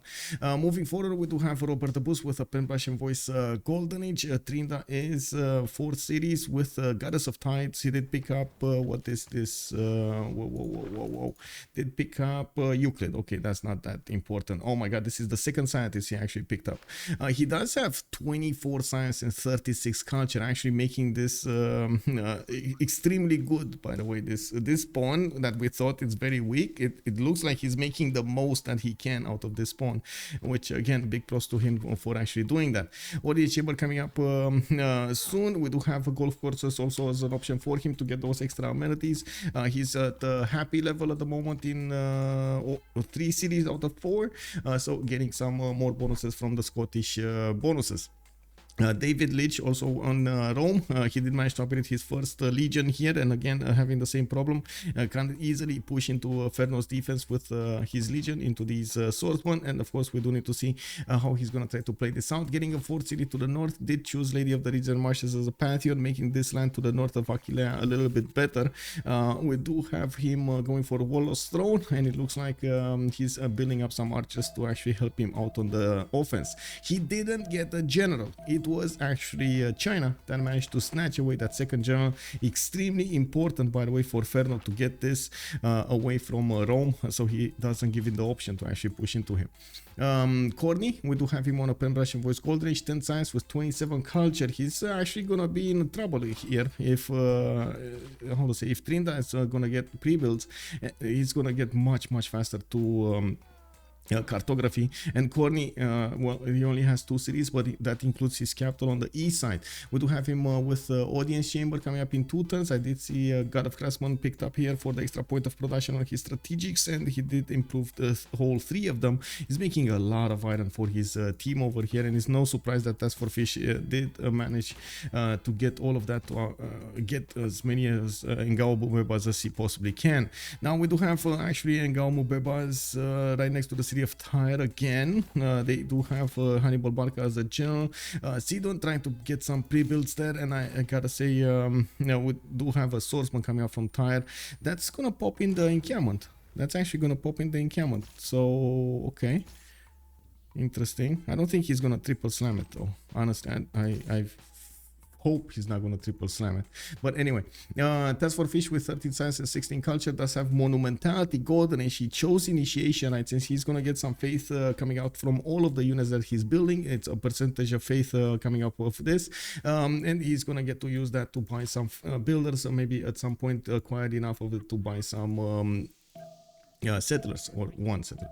Ferno with Pen Russian Voice Golden Age, 15 science and 13 culture, and we do have China over here with 3 encampments. He's creating a defensive position so he can withstand as many attacks as possible from 3 nations. Northeast Greece, northwest we do have Rome, and southwest we do have Trynda that also is putting down an encampment. A bit surprising though, but again, he just found out about Bristol and he was already committed to that encampment for some turns ago.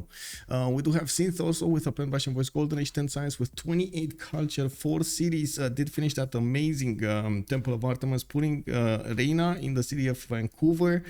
I'm not that convinced that's the best city that you can get. Don't you prioritize? Isn't Winnipeg gonna prioritize to send the traders? I guess Vancouver could be as well, right? It's closer. 1, 2, 3, 4. Oh, it's closer actually. Reina is okay. Never mind. It's that city is gonna be prioritized for connection to the capital. We do have builders coming out. 7 population and Diesel. Hello there, Senna. Thank you so much for the follow. Does China have any chance to survive over here? I think so. I think China actually has a lot of chances to survive. It's a very hard position to push in for David Lich, and I gotta point out the fact that Ferno did manage to get the double generals. Is taking them away from his opponents. It's gonna slow this attack considerably. Well, we're gonna need to see first of all if Dido is gonna survive. I think Dido is in much more trouble than Ferno is on China. The thing is, I guess they can try to sim above him. This is going to be a problem for China, for Ferno. He's not going to have a lot of science. He's not going to have a lot of culture. And we do need to see if the opposite is going to happen on the other side. Now, Trynda is already 49 science with 45 culture. If he actually wants to go for caravels, and I think he is, mathematics coming up next turn, he is going to hit London and Bristol from such an early stage that Bristol did not even know what hit them. Like, Khornie is going currency in 2 turns, and he doesn't know about the galleys coming out here. I wonder if Trynda got triple campus promotion on his Bengala city. Like this one in the south. Yeah, it might be because he has Moksha, so 2 in there, and then another 3 in Pingala. Can you hover on the campus? I don't know if it works. Yeah. It's 8. No, it's just 8. Double. So he could get another 16. So, right? I think, yeah. You're right. It's gonna be 16 if he puts in another promotion in Pingala. Not sure if this is the plan right now. Yeah. I also want to point out that Rome is quite content to just defend here for now. Just because he doesn't need to spend iron so much, and he doesn't have a general, so just defending and not being aggressive is fine for now. I think he cannot really be aggressive at all at this point.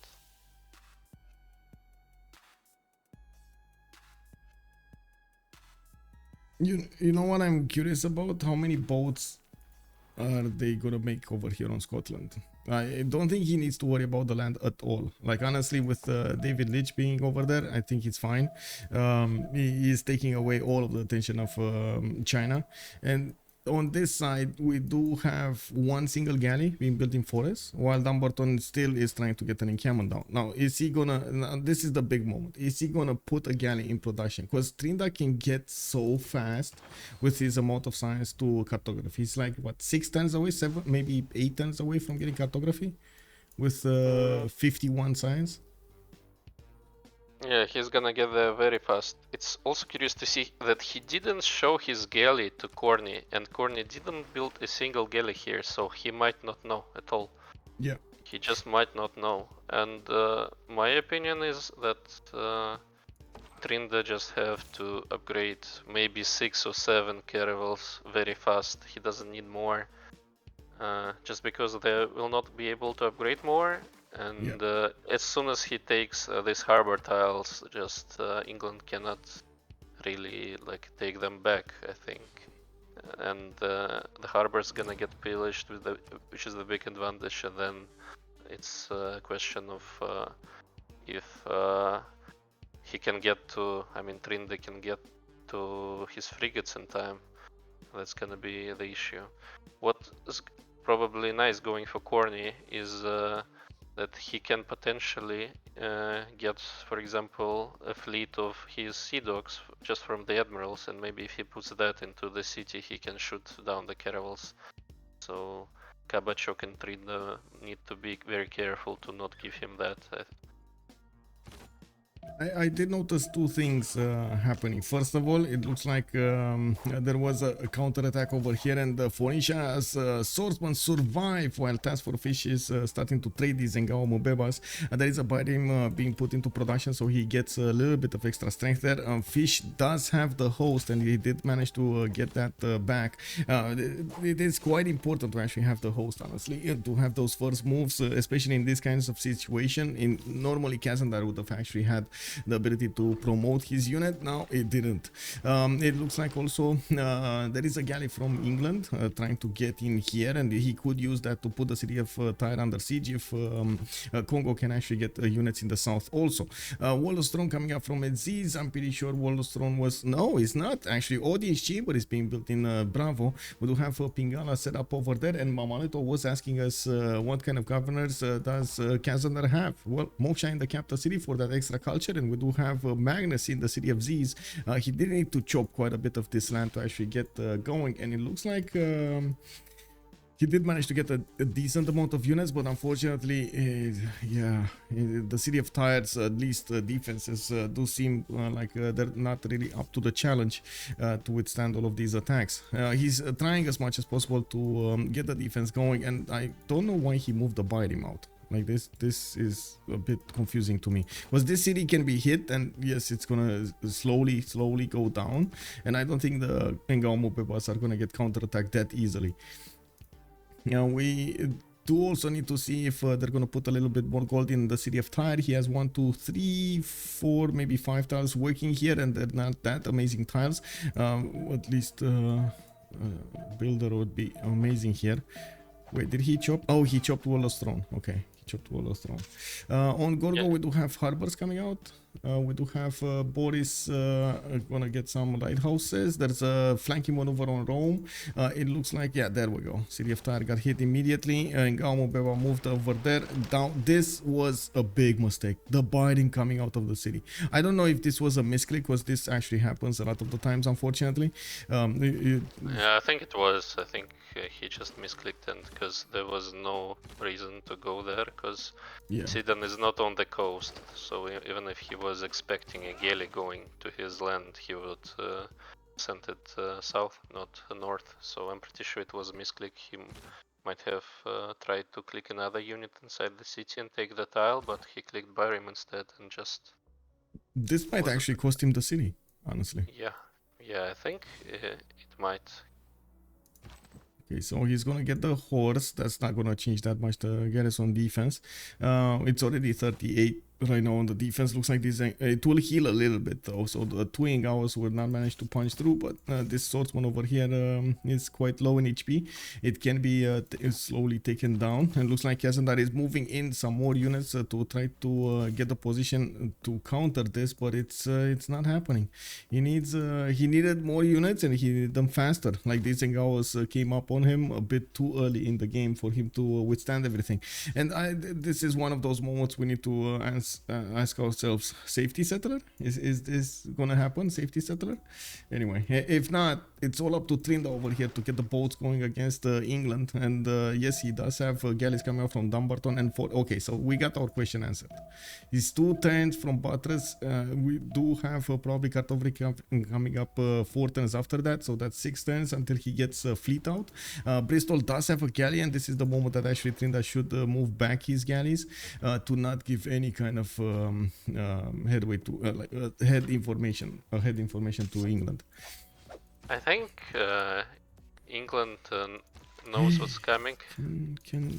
Just because he started getting these admiral points, so at this point Khornie knows for sure I'm not sure he can get to caravels fast enough though, and what he's only at mathematics right now. And Trynda has cartography boosted, which is a very important in this scenario.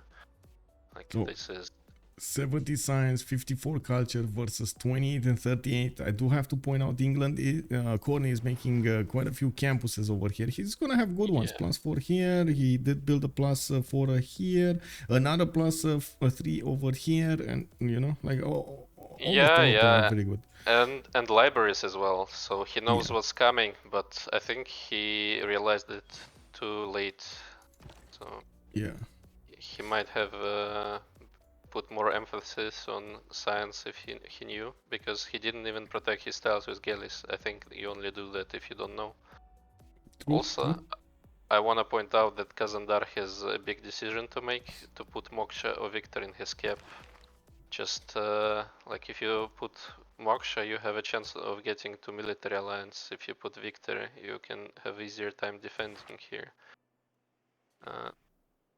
I do have two things to say. Admirals, they got locked. It looks like both England and Greece passed them. Scotland is gonna maybe get one next turn and unlock them, while he's gonna need a few projects. He can use the cities on the east, Stirling and Aberdeen, to get those going, and that's exactly what he's doing, getting the harbor shipping projects. It looks like also Khornie is starting to get in, and he's gonna get some pillages on these tiles over here. Trynda does have more boats coming out from him, and immediately Khornie, after he saw the spawn of Scotland, well, I think he realized what's going on.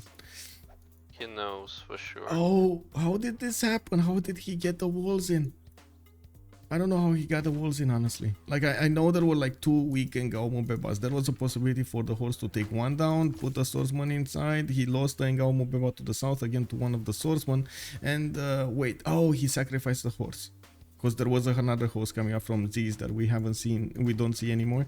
This one probably came from Ziz, and the first one got sacrificed here in the north. Okay. So again, they're playing a mud fight, a very big mud fight between Fish and Kazandar. Big question: gold? Do they have the gold? 3 turns cartography. Do they have the gold? Yes. Even with oh wait, he can't even get mercenaries. Feudal isn't coming up in 2. Oh, that might actually... Okay, that's a big question I have. How important do you think it is for the players to upgrade as soon as possible to get those extra 3, 4, maybe 5 turns against their opponents, the caravels inside, instead of, even if they're like only 2 or 3, instead of waiting to upgrade 7 boats with mercenaries? It depends on the position a lot. In this position, I think you upgrade 4 or 5 immediately. Trynda will not have mercenaries in 3 for sure, just because he doesn't have enough land units, he doesn't have the boost. It's not gonna get boosted by his allies, and they, I think, will save enough gold for 4 or 5 for sure. 4 or 5 caravels, I mean, and as soon as he starts killing pre-builds, like Khornie cannot upgrade a lot of units, and if he can't upgrade units, he's gonna get his harbor tiles taken and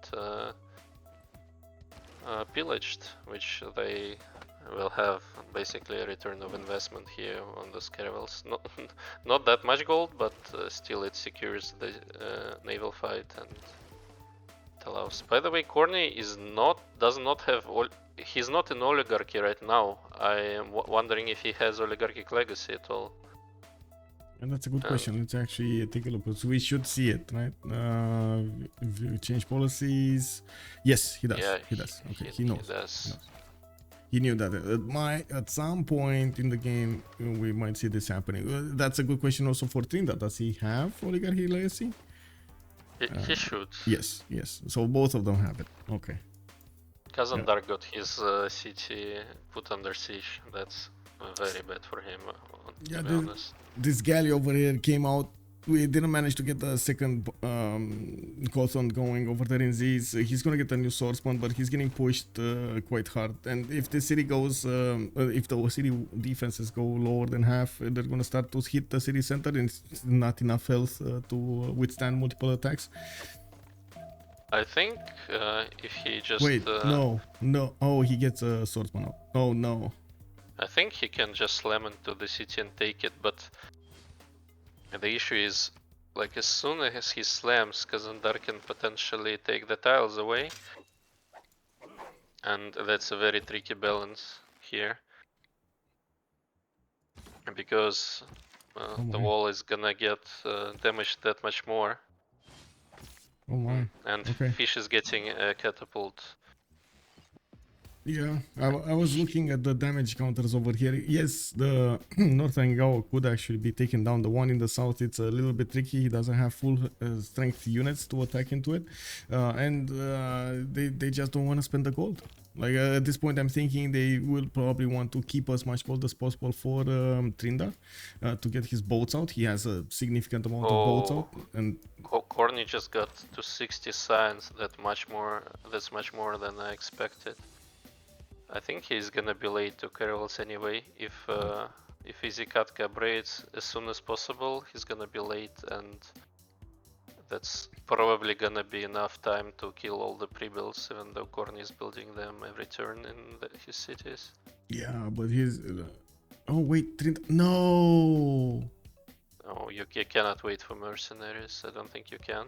Yeah, this is the problem. It needs to happen now. If he goes mercenaries, that will give Khornie enough time to get pre-builds going and enough time to get cartography going. Yeah, you cannot wait for 4 turns for sure. Maybe he's like delaying it by 1 turn just to get like 1 more boat out, but I don't think it's a good idea here. He's also getting his harbor projects, which is a bit curious because he could pass the admiral and then no one would get it. Yeah, he did. He did pass it. He did pass it. Yeah, and Canada is going to be the next one up, and yeah, that's not great for enemy team to unlock the admirals. That's actually the North Mvemba just got taken out. That's quite good for Kazandar because his city started healing and he's gonna get more units. Fish needs to put his catapult on 2-1 tile here. Yeah, exactly this south one. Yeah, it's the only way, because from the hill he cannot attack the city. There's a rainforest blocking the vision. He can move on to 1 hill below him next turn, and then turn after he shoots the city. It's a very hard position to defend here. To be honest, there are quite a few swordsmen coming out now from Kazandar, and I was expecting a bit more of a fight, of a few more units coming out from TaskForceFish to secure the kill. It looks like he underestimated a little bit Phoenicia's ability to get so many units out. We do have some horses from Z's. We do have swordsmen that will be able to hit the Congos, the Congo Bongos next turn. And I'm actually, this is another question mark if I have. Is he gonna keep on attacking the city center because these units are gonna die anyway, or is he gonna wait until the catapult gets there to attack it to the city center? Like the second he attacks, he loses his fortify bonus. Yeah, I think he just fortifies in position for now because it's extremely hard to take these units out. And as soon as catapult can take down the wall, he can hit. There we go. Oh no, he decided against it. I think that might be a mistake. He's gonna get 2 tiles above the city now, but they're across the river. They're a bit worse than having those 2 tiles.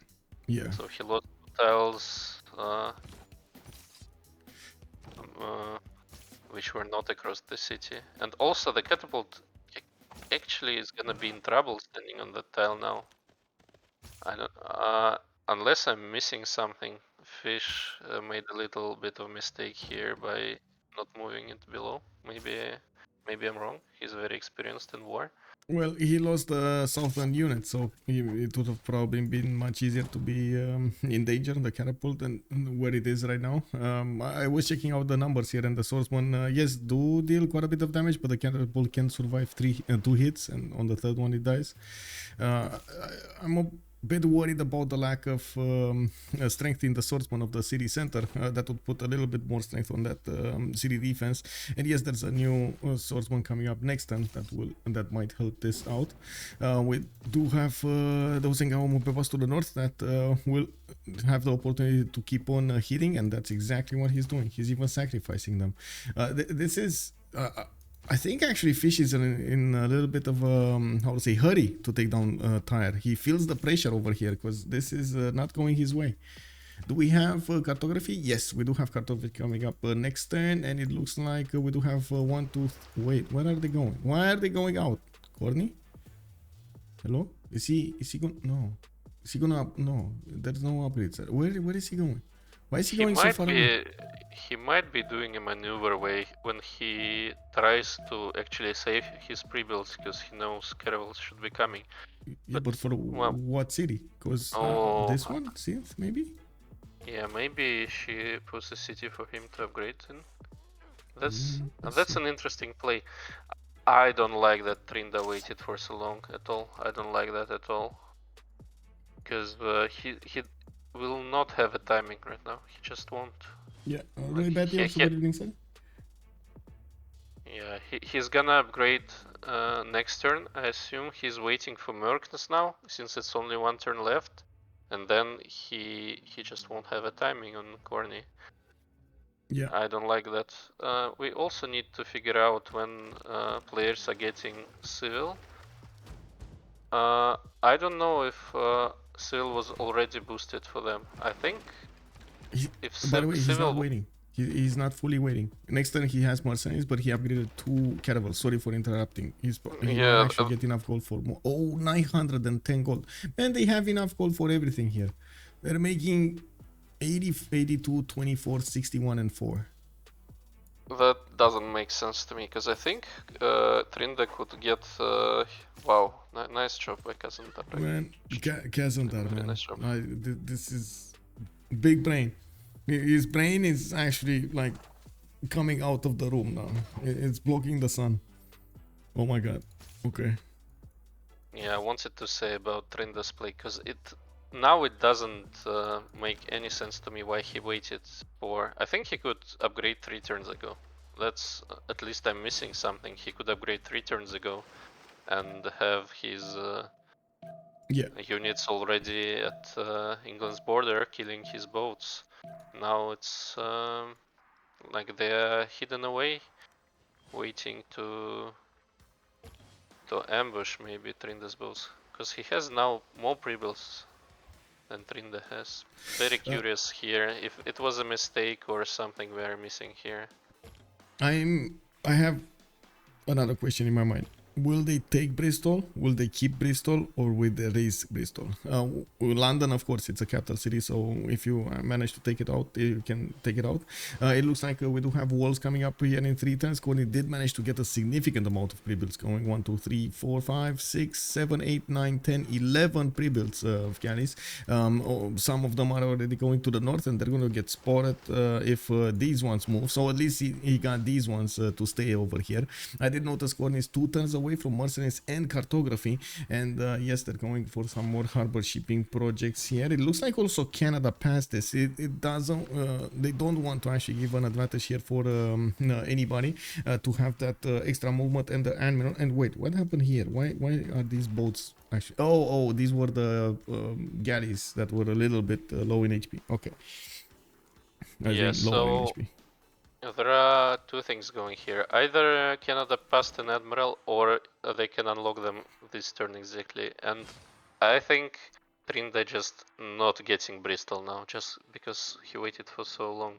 Yeah. Not getting Bristol until frigates. And by the time he gets frigates, I think Khornie's big brain plan comes into fruition here, because if Thins is indeed going on the coast, he's gonna upgrade 6 caravels there and just come from behind. Like, that's extremely awful city for Cynth to settle, but I assume she's... yeah. Yeah, she's going for this. She did manage to get pyramids in the meantime. I do see settlers coming out, theater squares coming out, more horses. I guess they're also preparing for the golden age points over here. Only 6 more turns to go for here. And I do have to point out, this is one of those decisions that you have to make in the game that sometimes you make properly and sometimes it just runs away from you. The fact that you think you will be more prepared in 2 or 3 more turns might actually be exactly what takes you or keeps you from having the win over your opponent. They had the gold, they had the technology, they didn't have mercenaries, yes, but they could have upgraded. And there's so much damage done by a caravel against a galley. As you can see, the normal galleys just cannot withstand the caravel attacks. They get 2 shot, in some cases 1 shot. I wonder if Trynda have just now seen Khornie's galleys going up. But I don't think he can chase anyway, just because it's so far away. Also, I want to point out that Kazandar is getting his civil 1 turn later than Fish did. So it's interesting if Fish could do some damage in this meantime. I don't think so, just because Kazandar managed to like retake all the tiles here. Yeah, the tire is safe for the moment. He's not that, as in he's not that safe overall, but at least he's safe for the moment.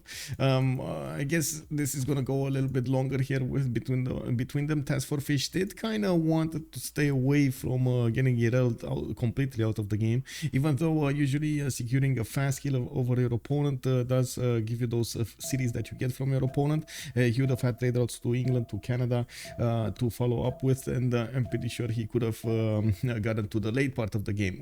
We've seen it before. If you get into a bot fight with an opponent that keeps you from developing cities, it's just unfortunate for the remainder of the game. Very hard to catch up. I'm very curious about also the other stats here. We do have David on Lich on 22 science with 33 culture. He did manage to get a lot more cities than his opponent, 2, 4, 5 cities, while his opponent is on 3. We do have Boris also on 38 and 79. That's a Kabachok, by the way. 2, 4, 6 cities on Greece. And to see he's getting theater square projects, and China actually sent a few horses to him, so he feels in the game. He doesn't feel alone over here, free seeming. Kabachok will feel a little bit of pressure at least. We do have quite a few more jobs for him to benefit from, and I do want to take a look at the era score. Since we're coming up on the medieval era, we're going to need to wait and see how the players will manage to get the points in. 46 on Kabachok, he needs 57, 11 more points is not going to be easy to get, and I do see him trying to get some more theater square projects. Campus, that's at least +3, but I think no, he didn't have another one. No, here he had another one. That's a +4. Okay, depends on when he actually built the government plaza or not. We do have Kazandar going dark, which is going to help him survive a little while longer. It looks like TaskForceFish is trying to reposition towards the city of Sidon, which actually might not get to go down. This is, I mean, sure, the catapult will do damage, but there's a swordsman coming out, multiple swordsmen that can move there, and this single Engao Mvemba is gonna die probably soon. And we do have sorry to interrupt. Yeah. Oh, yeah, first of all, Bristol didn't get walls in time. Yeah, but and next time. I was gonna say 2 things. First of all, Kazandar is getting that infamous escape settler right now, because he defended so well, he might get it in time. And also, I'm very curious to see why China is actually building chariot pre-builds for knights and not... I guess he has a lot of archers already, but I wonder why he's going, or maybe if he's going knights before his unique crossbows, which are very strong. And if David doesn't get a general, and I think he should get one soon. He got one. Yeah, but it's not, I gotta say, none of these units are actually getting the bonus from that general, because it's a medieval renaissance one, and all of these units are like ancient and classicals. Yeah, I think pre-builds for David are quite unfortunate. The only unit he can reasonably go into is crossbow himself, because he has about 5 or maybe 6 archers, which is not bad, but I think coursers are not a great unit to defend with, just because of their strength. The military, like the power of the unit is not great, but the advantage is that they're very fast, which is not gonna actually play in this position. Well, I gotta say, Khornie's big brain tactics is starting to work out. Toronto did get settled. We do have already 3 caravans upgraded. More of them are waiting over there to be upgraded. And Trynda did not get a whiff of this. He's not going to the north. He is just going to sit over here. And I do see the admirals are starting to pop out. Let's actually take a look who did manage to get what. And there is a big question that I have in my mind for you as well. So it looks like 2 Renaissance admirals did get picked up by Age of Steam. We do have Rajendra Kola picked up by Scotland, but that's not going to give him the +3 anymore. And in the next one, the wave, you do need 300 points. So again, that's not going to happen. I've seen it multiple times, by the way, that players that do play on Rome, they don't use their legions for the free chops. And this is bothering me so much. Why do you think this happens?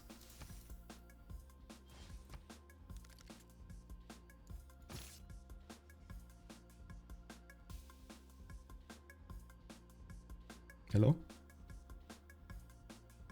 Yeah, sorry, I got muted there for a moment. I think that usually happens. Yeah.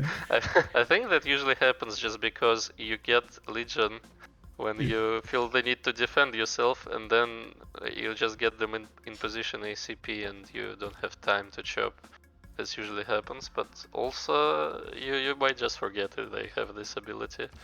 I know, right? It's so easy to forget. You see, you only see strong unit, and you totally forget that it's actually a one-charge builder also. Yeah, tunnel vision into that. Of course, we're gonna need to see if Ferno is gonna get his unique unit here. The Crouching Tiger is amazing. It's kind of an early field cannon, and we do need to see if he's gonna manage to put that power against David Lich. I do have to say, actually, I think Trynda might. Oh, there we go. He saw the fleet in the north, and I gotta say there is no possibility for Khornie to actually get those animals to the north. If these caravans are sitting over here, they got the animals. Both of them got pushed back into the city center. And as you can see, Trynda is keeping a few boats to keep London and Bristol from building new caravels, and at the same time he's trying to get this war going in the north. He does have a caravel fleet over here, and I don't see his oh look, the first frigate is coming about, so it looks like Bristol is gonna get attacked. New frigate coming around from Dumbarton that also has Rajendra Kola is probably gonna get sent to the north over there to secure the +5 against Khornie's boats. Oh, he got flanked. Yeah. Wow. What did we just see? It's just a strange animation. Yeah, I don't know. Sometimes it happens, unfortunately. But anyway, it might be a trade 1-for-1 with one of the boats actually getting weak, and that's about it. This is what usually happens on the seas. You don't need to keep out as much as possible those units from or keep away with those units from triple slamming into your units. Otherwise, this happens, especially on same strength. Yeah. Unfortunately, is this gonna make the difference though? Rajendra Kola can be shift enter to the north. Yeah, I think it's gonna make a difference. Unfortunate for Trynda is he cannot reliably save his damaged caravel without getting his other caravel exposed. I don't think so. Maybe he can shift enter at the end of the turn. Try to move it on the pearl tile, for example, and shift enter away. Yeah. That's probably the only viable. I do have to say, at this point, he might need to think about sacrificing that unit. Because, like, okay, sure, it's one thing. Yeah, it's one thing to actually get it out of the way. It's another thing to actually be able to retreat it to a safe position and heal it.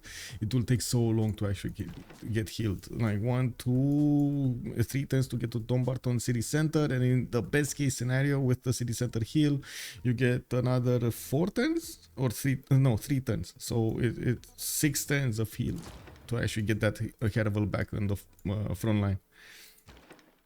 It can withstand another attack, I think. Yeah, it can withstand another attack. So it can be used as a shield over here, especially on reef tiles. It's quite good to withstand another attack. Yeah, Trynda's goal here is just to hold its front, so these caravels cannot come to the rescue of Khornie's core cities. Yeah. frigates are coming for Trynda, and I don't think he should use his admiral, because my initial thinking was maybe he uses it to get privateer, and that helps take down the walls. Yeah. But coming to think of it, is probably not a good idea here. Trynda managed to get almost as many boats as Khornie on the top here, so it's around 6 boats against 7, or 8 rather, but they don't have an admiral here.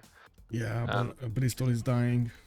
I think Dido's top city is dying as well, but that's okay for easy Katka, I think. It's got... Ancient Wars coming up next turn. I mean, no, England is taking down Tyre.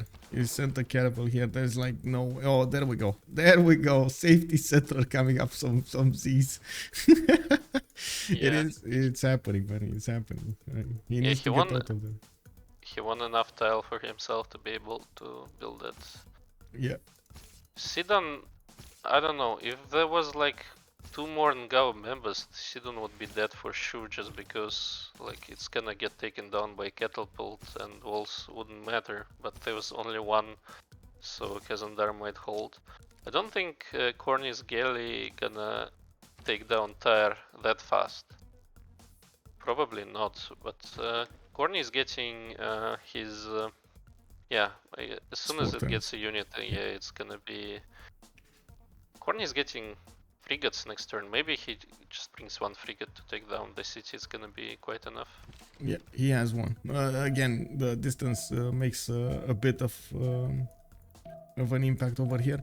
Kuiper is also asking us to show Canada's free sim over here. I do want to put the screen over here on the golden ages. We do have the age changed, and golden, normal, golden is going to be the result on easy Katka, with Kazandar actually not making the dark age. This is well, I guess a bit of a problem. We do have actually Sidon surviving here for a little while longer. The catapult might actually get attacked by the swordsman and will receive some damage. The city of Tyre did get the support of swordsman, so it will be a bit harder to hit, and by the looks of it, we do have a wave of archers coming up from fish. And those are all going to turn into crossbows, and it is going to be much easier for him to push into Phoenicia. Like, this is going to happen. Phoenicia is not going to survive this, but he did force fish to stay low in stats for a long time. He's 40 and 26, and it doesn't have a lot of cities. He's going to get more cities, but it's going to be harder for him to get up in stats. Bristol is going to be taken down this turn. He lost its walls. We do have the frigates that are probably going to take London as well. The big brain plan coming up of Khornie did work for a little while, at least to get the caravels going, but didn't fully work to actually get the defense going. And how did this admiral get here? Yeah, Khornie tried another big brain move, but I think Trynda spotted it in time. There's a frigate coming up from Dumbarton, and I'm pretty sure he's gonna use the next frigates to go to the north and chew through the caravels. He's just gonna take all of them down. This, I gotta say, it's quite a mud fight, like everywhere. Maybe long term it's gonna be very hard for Easy Katka to get back, but I see Gorgo does have very good stats compared to everybody else. For example, Cynth over here, yes, she did manage to get quite a few cities out, but she's not exploding. 34 science, 52 culture. They did manage to get Dark Age. Oh, CoC 3 Dark Agers, and the Cynth is gonna be golden. Whoa.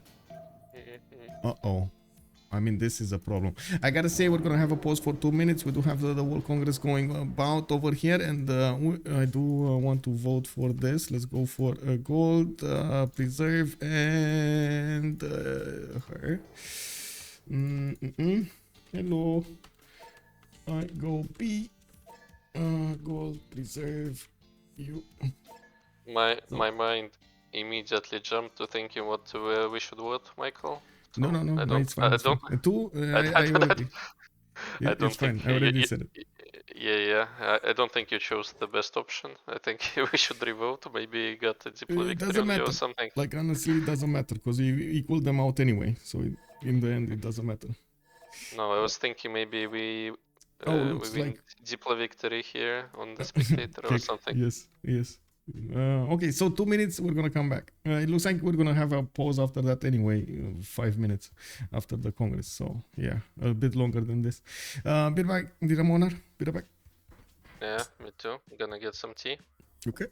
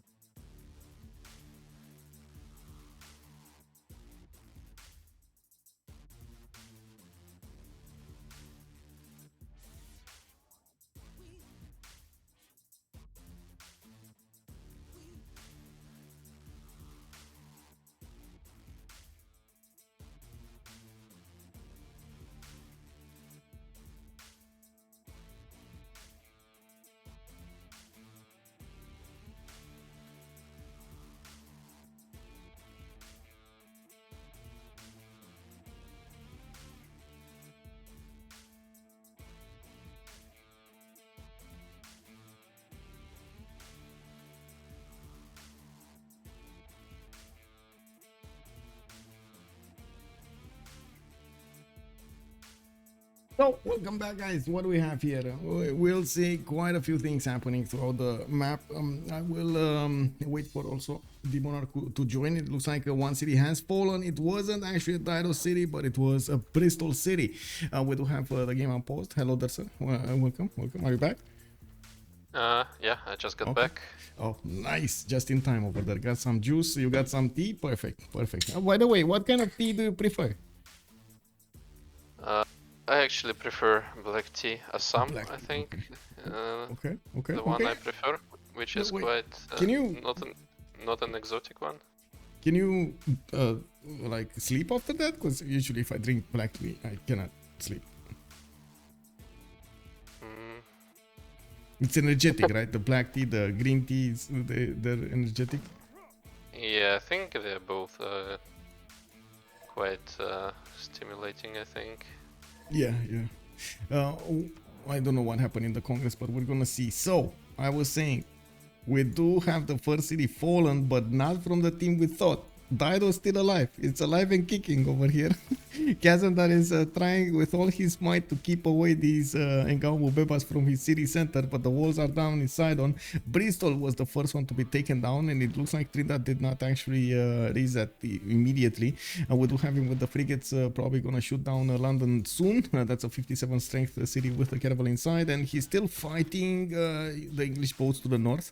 Didn't deploy one of his frigates. Well, I guess he didn't have time to finish the finish the turn yet. That's what's happening. Yeah. Okay, we got a bit of time to think about the whole perspective here. Gorgo, free sim, east side. He doesn't need to worry about China that much. China, a lot of firepower, can actually do quite a bit of damage to Rome. I could even see this going him going to take down Rome at some point, at least significantly take down Rome. Now, maybe Gorgo is going to come to help him. He has a significant advantage when it comes to stats over Ferno 2021, and Boris is 83 and 120, so cuirassiers are available for him at some point in the game to use, and I'm pretty sure Kabachok is going to want to go for a higher technology. Now, what do you think is going to happen in the next 40 turns, especially since Kongo is still locked in war? We do have England not really able to make that big of an economy here, or as much as he could. He's just on 3 cities right now. He's going to lose another one, and he's going to be on 2 cities.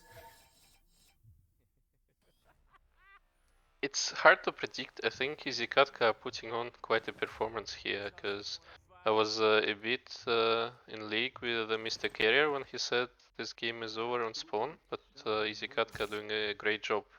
So money-wise, I think they will actually have more gold here, because Kongo cannot trade to anyone. England-Canada trade is gonna get crippled by him losing cities.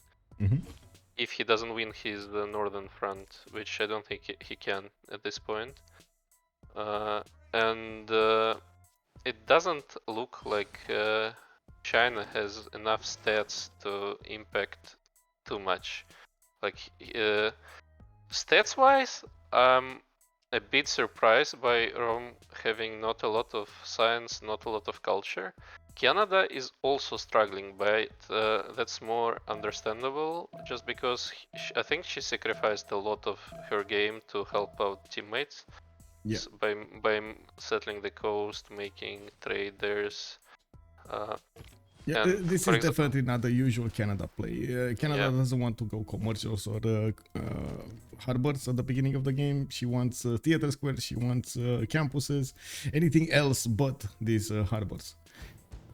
The only thing that I don't like about what she did here is I think pyramids. Pyramids were just building for too long, I think, to actually benefit. Yeah. Oh, this fleet is gone, by the way. That's a very minor thing. I think Khornie is having Dark Age going for him, but that's just not enough here. That's just not enough. He does have the +5 card. Another thing that happened in the World Congress, in the era score, They didn't get the golden ages. Only Cynth did manage to get the golden age. This is gonna significantly hurt Mvemba Zinga, for example. Even if he does manage to push through the remaining cities of Dido with a little bit easier time with those, and Mvemba is benefiting from the +5. Do they have the +5? They don't. He didn't plug it in. Wait, what? He didn't plug it in. I want to point out it also prevents units from healing, so it doesn't always gives you an advantage. True, but when you're trying to heal in opponent's territory, it's only like +5 points. It's the least amount that you can get, and a lot of the times you just have a better return just slamming and getting promotions or getting shot than healing. But yeah, I guess that is a disadvantage that you have. I agree. Oh, hello there, Cisco. Disadvantage. I creeped in. How's the game going, guys? Hello. Big mud fight. Oh wait, whoa, look at Scotland settle a city right next to Bristol. Wow. Okay. And Bristol Bristol no longer have loyalty issues. Yeah. Northern Front is one. He can move his frigates now to take down London. And Toronto. He can take down a city from I know it's not that great, but it's still an extra city that he can use, right? Toronto doesn't matter. Maybe he can take it out, build buy some scouts, and then do a legendary Highlander push. Yeah, exactly. Wouldn't you like to see that? Yeah. If Trynda can first move here and take down the Slinger at campus and just pillage it, would be amazing. But I don't think he can. Depends on whether it's a flat tile or not. Yeah, but to be honest, at this point, Khornie is crippled. He's trying to get some settlers out. Probably gonna try to put some more cities on the west side. I am very curious how Trynda, is gonna change his strategies from having full naval to trying to go to war on land, because the next cities are not gonna be able to be taken by boats, and there's not enough. No choke points that he can use to actually move these boats from the east to the west. He's gonna need to wait until Highlanders. I don't think he'll go. Yeah, I think he'll. I think he'll take the top city, and he won't push until he has a relevant unit to go through there with ease. There's no waste. Hey, he's not in a hurry. He's done his job. Yeah, sure, but he needs to finish the job. Khornie is still dangerous in the terms that it gives Cynth somebody to trade with, and has a lot of gold per turn. You say that, but Khornie's going to get away no matter what. We see 2 settlers there, already on the move. Yeah, we do. We do have, but these cities are, as in the position of these cities is very important, because they're very close to Canada. Canada has X amount of tires that she can send her trade routes to. Tire is going to go down. That also means maybe we're going to see some traders from Fish, even though there we go. He's now building up his commercial count, and he's going to have such a hard time to catch up to the stats of. That's what I was going to say. I think this game comes down to, can Fish get this job done now, and how much does it hurt his late game? Yeah, and how much he's had to commit into doing this. Can he get, online pretty quickly and get his stats back? It's gonna be a hard one. You know what might save him? The amount of land that Greece has. Greece just doesn't have a lot of land to develop his cities on. Maybe, yes, I'm pretty sure they already discussed this, and David is gonna give his land to the north, next to Buenos Aires. Yeah, that might be a thing. Bandar Brunei might also be a way for him to develop some, but in the meantime, well, I guess we're going to need to see what's going to happen with Ferno's push. Ferno getting these crouching tigers is going to hurt the Liches quite a bit, and they will need to put a lot of gold on Rome side. But wait, the crossbows actually can shoot back properly. I think it's fine. I think this push is gonna fall soon. The land over here is just not good enough for Ferno to push into Rome. Not crossbow friendly. Yeah, not crossbow friendly. Just put a legion in front and fortify it, and crossbows behind. Hey. Yeah, basically. And there are so many crossbows also in Antium, keeping these borders down. It's fine. On this side, yeah, London lost its walls. We do have a Kerva coming out next turn, and maybe he's gonna try to get out there. The remaining boats, I see Trynda doesn't actually push anymore in the north there. We do have actually even boats from David. Whoa. David, okay, that's a bit of an overreaction here with the boats of David coming in full swing. They might not know what's going on in the north. Maybe that's also how I would say why they're not pushing that far north, so they don't get stuck in a position they cannot get out of. I'm wondering about two things here. Yes. First of all, Congress results, did we look at that? Yeah. No, 50% faith, minus 50% faith, theater squares 100% production, and it looks like Welfare Lawyer Cynth did get 2 Diplo points. So maybe there is a possibility for her to try to secure Diplo. Stats, man, stats. Only 76 culture. I would believe Gorgo is going to get to civil engineering much faster. Yes, there is a possibility for Cynth to get Mahaburi Temple, maybe Potala here next to the mountains. Even from the capital, she can try to use that to build it. But I guess we're going to need to see how this situation will evolve. So I guess it will all hang on what Fish is going to do. I don't think Toronto should have been settled. Toronto what? Toronto what? That city shouldn't have been settled. I mean, there was no possibility for there. I mean, there was some value to the city in the form that Khornie got to upgrade his boats instead of losing them immediately, which forced Trynda to upgrade and put a lot more gold into his boats. And now his economy is also feeling the sting. So there was some value in that city. And how many times did that wonder take to build? Oh, you mean the pyramids? Yeah. A lot of times. We do have Cynth on a pen brush and voice this time. She's not getting to use her monumentality. We do have Boris pen brush and voice on that other side. Looks like Robert is also pen brush and voice, 113 science, 77 culture. And I did notice an Alanda is being held. Thank you, streamers. Thank you, chat, by the way, for pointing this out. We do have overlooked actually the city states during this game. Also, Rome in pen brush and voice golden age with 26 and 43. He still has more stats than Ferno. So I would say it's a matter of time until they actually overwhelm Ferno. China is just going to try to be as much of a nuisance as possible. I want to point out that China's stats is a bit misleading just because he has his bonus and he's only researching boosted techs and boosted civics, so he actually has a lot more effective science and culture than that. That's a very good point. About 25 or 20% more, I believe. And also, I'm wondering who's fighting for Zanzibar, because it doesn't belong to anyone, but there are a lot of envoys in it. Oh, he has an escape. Cardiff, you mean? Cardiff is Fernos or no? Who? I'm saying Zanzibar. Oh, Zanzibar. Zanzibar is being fought by Kabachok with Fish. Both fighting for it. Probably Kabachok is going to win this just because of the sheer amount of culture he has. It's just much easier for him to get to the +2s. He should, but I think he should have won by now. He might have went greedy and not built a Diplo quarter here. I mean, he went for Buenos Aires also. Yeah, that's the issue. That probably explains it, but if he's gonna win over Zanzibar and keep Buenos, that's amazing for him. Yeah, so Trynda did manage to take down London. There we go. One more city on his belt. Yeah, and he's gonna get a very good campus here. I wonder if his amenities dropped because of all that warfare or not. Yeah, he's content right now.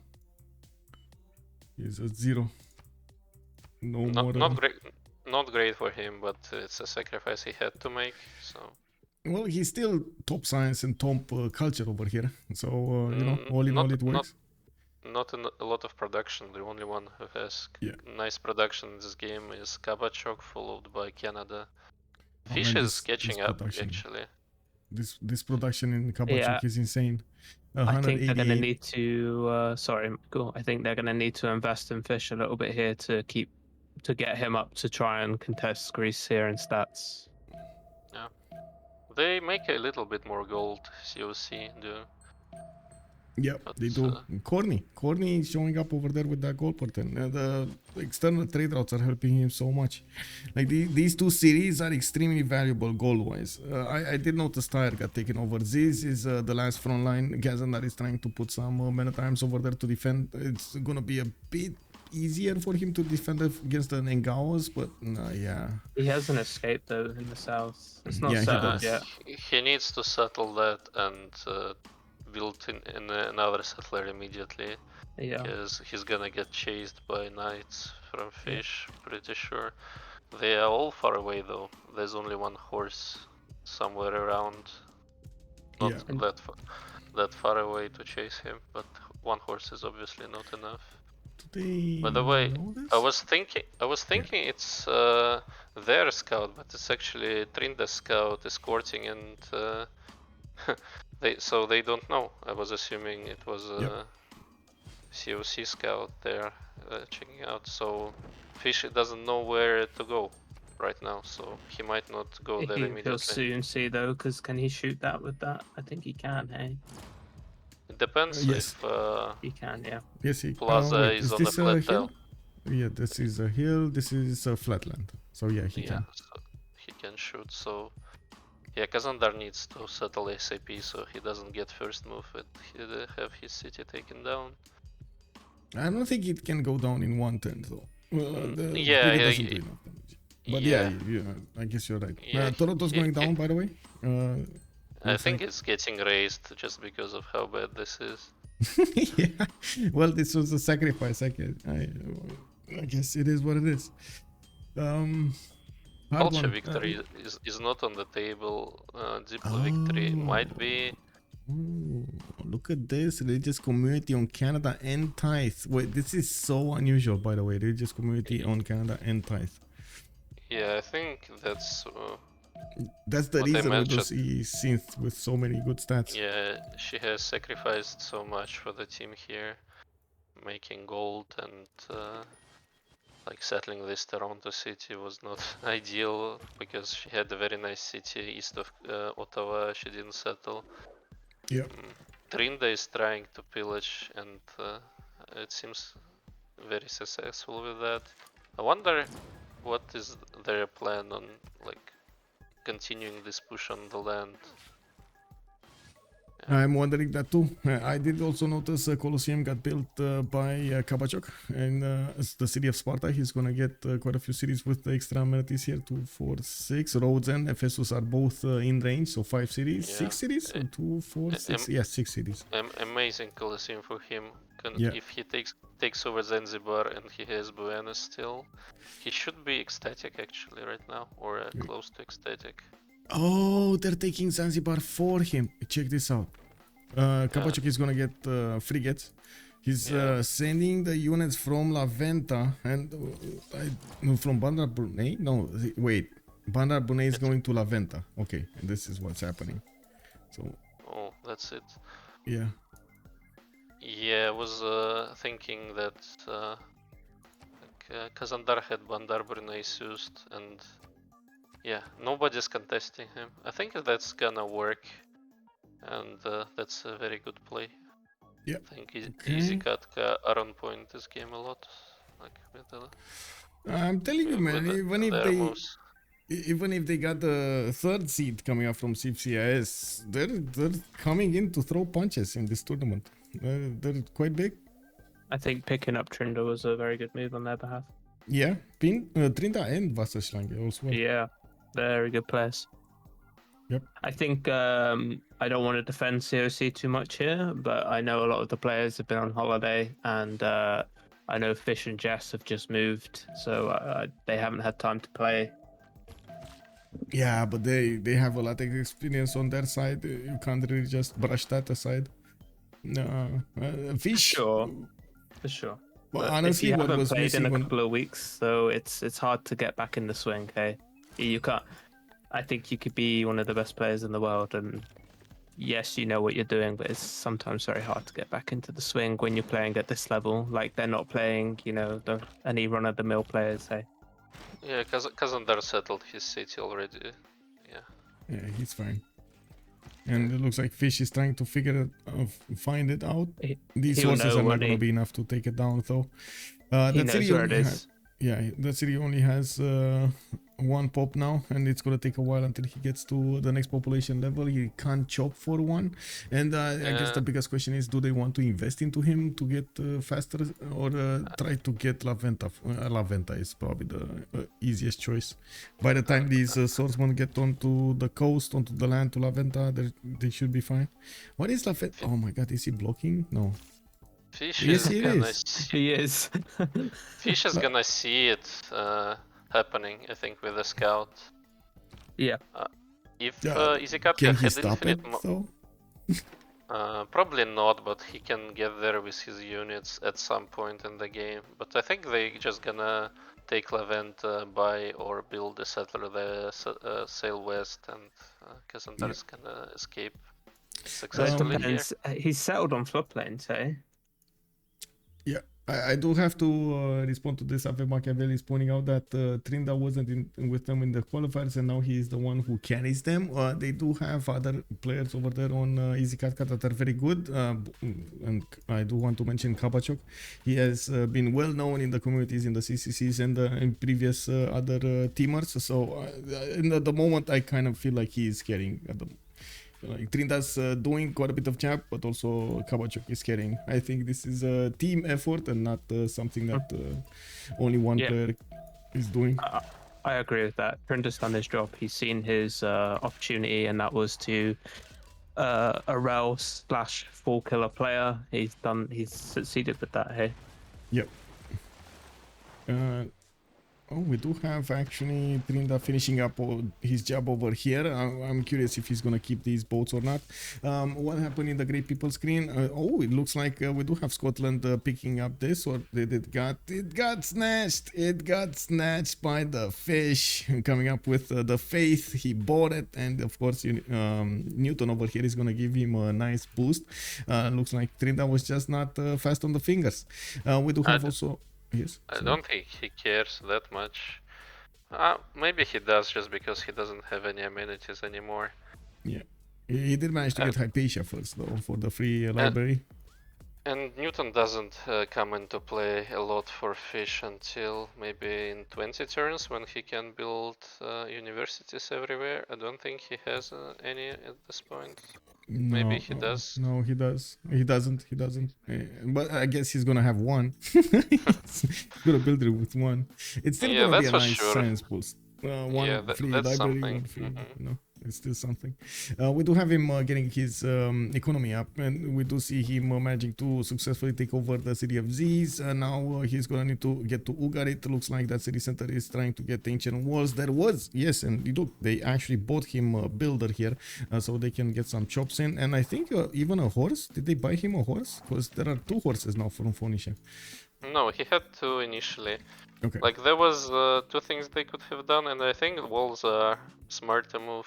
He could go chop a marsh and buy another settler, but that's probably, first of all, too expensive, and maybe it doesn't buy that much time. Walls are pretty nice here. He can put a horse in, and like, horses and knights are not known for taking walls very fast. I do have a very important question that I just figured out I can ask you. You know more about the Russian community than most of us do, right? So can you give us an idea of what these teams, what to expect from these teams? How do they play? How is there a different meta versus other ones, or even players that we need to watch out for? Do you mean in general or in this game? In general. So there are 3 teams, right? We got Easy Katka, we got Negiena, which came with a full new roster this time, and 12 plus. I think this team might be the best. At least they impressed me a lot in this game. Okay. 12 plus is... I don't know about the team play. They have pretty strong players on their team. Some players that like to fight a lot. Some players that love to sim a lot. I'm not sure about the synergy as a team. That's maybe my concern here. Okay. And not Hyena or Nigiana. I have to look up the roster actually. Might not be. This was a surprise, right?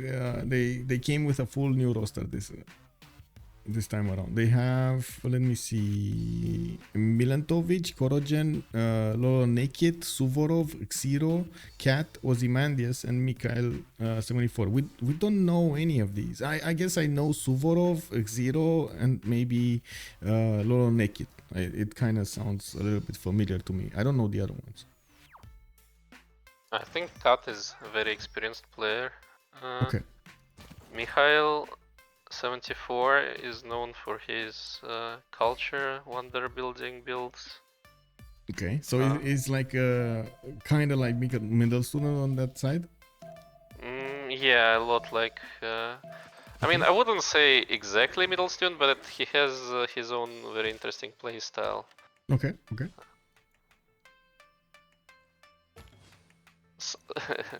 And we kinda joke a bit about it, just like about middle student builds, but sometimes they're effective. And so he's kinda known for playing civilizations like Russia. I think Cleopatra, the new Cleopatra, is one of his favorite civs now. Yeah, so there are interesting players. I think 12 plus roster might be a bit stronger than them, like overall. They have Bizdomny, Simple Mouse came out of retirement, Nearbird, Shaturani, and Nilok. I mean Opera as well, very like, how would I put it, decent, experienced players. Yeah. Okay. So we got a lot to look forward to. That's what I'm hearing. Okay. Yeah. Very nice. I did notice, first of all, Canada is defending England. Second of all, Laventa got taken over. It's relatively close to Fish, so if actually Fish is gonna build an army here, it can take it back and liberate it. 100 Diplo favor, because why not? They did buy him a settler immediately, and I'm pretty sure he's gonna settle to the north of Blonda Brunei somewhere. So in the time he needs, it was a good investment. Yeah, I think exactly. Well played. Very well played by. Yep. Still stats-wise, Trynda and Gorgo have the lead on this. We do have also Gorgo with so much production, 220, but I gotta say Cynth is starting to get back with 152. We do have her on 66 science and 147 culture, and I do see Fish did manage to jump up to 94 science and 41 culture. Now he's still in a dark age though, and that actually hurts his stats quite a bit, especially in the culture screen. He's getting his production up with industrial zones. I do see him going for another wave of campus research projects. Interesting.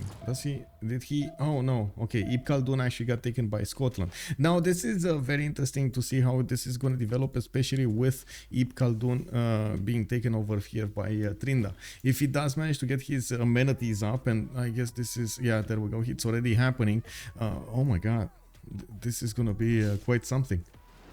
Yeah, war weariness wears off with time, I believe, and yeah, usually that's the best scientist for Scotland.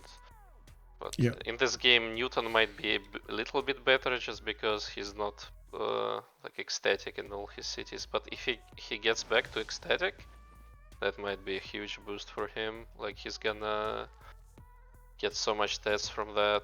He's gonna be top science on the map for a long time, and maybe for the rest of the game. Yeah. And I'm wondering what is he gonna do, because he definitely can like build skirmishers in his English cities, and maybe go for Highlanders as we predicted. It's kinda. You keep saying Highlanders. I keep thinking it's a meme. Yeah, it's kinda meme play, but in this game might work. Okay, so just to give it out there, it's 65 mili strength with 70 range. Definitely stronger than the coursers that Canada is putting on the map. Yeah. Maybe he just, I don't know, it's like I'm wondering what technologies he's going for. He might be going industrialization because he thinks he needs to play late game. Well, he's going metal casting. No, he's going middle. Middle 3. Nationalism and metal casting. Yeah, so he's gonna get rifling reasonably fast. Yeah, and interesting. Wait, I do want to take a look at the Mounties. Was this changed? Can it get upgraded? No, it's still a unit that you actually need to straight up buy, or that's it, right? The Mountie? You can't upgrade it from coursers. You can't upgrade them to anything. You can't. Oh my god, they're just gonna die on the doorstep of London here. Wow, how many catapults did they buy for? An insane amount.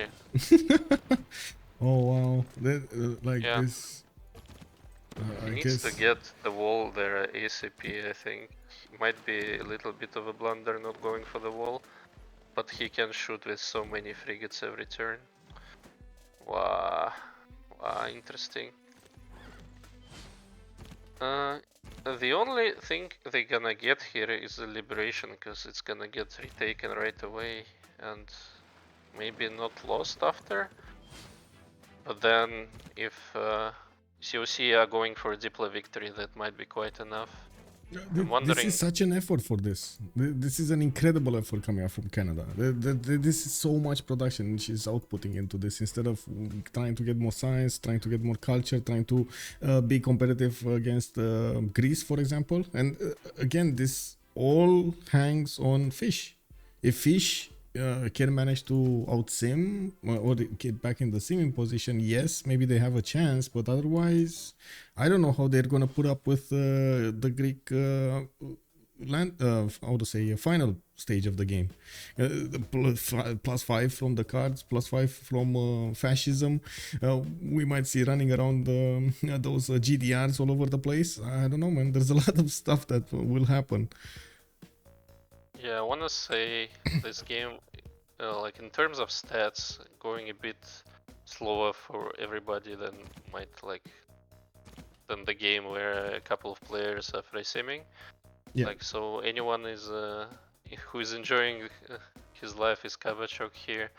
I don't really think that Fish can overtake Kabachok in terms of sim, but he might catch up enough to have an impact. Okay. Yeah, that makes sense. Yeah, and Kabachok is building statue right now, so they are aware that like Diplo victory is on the table, and they need to take care of it. Yeah, for sure.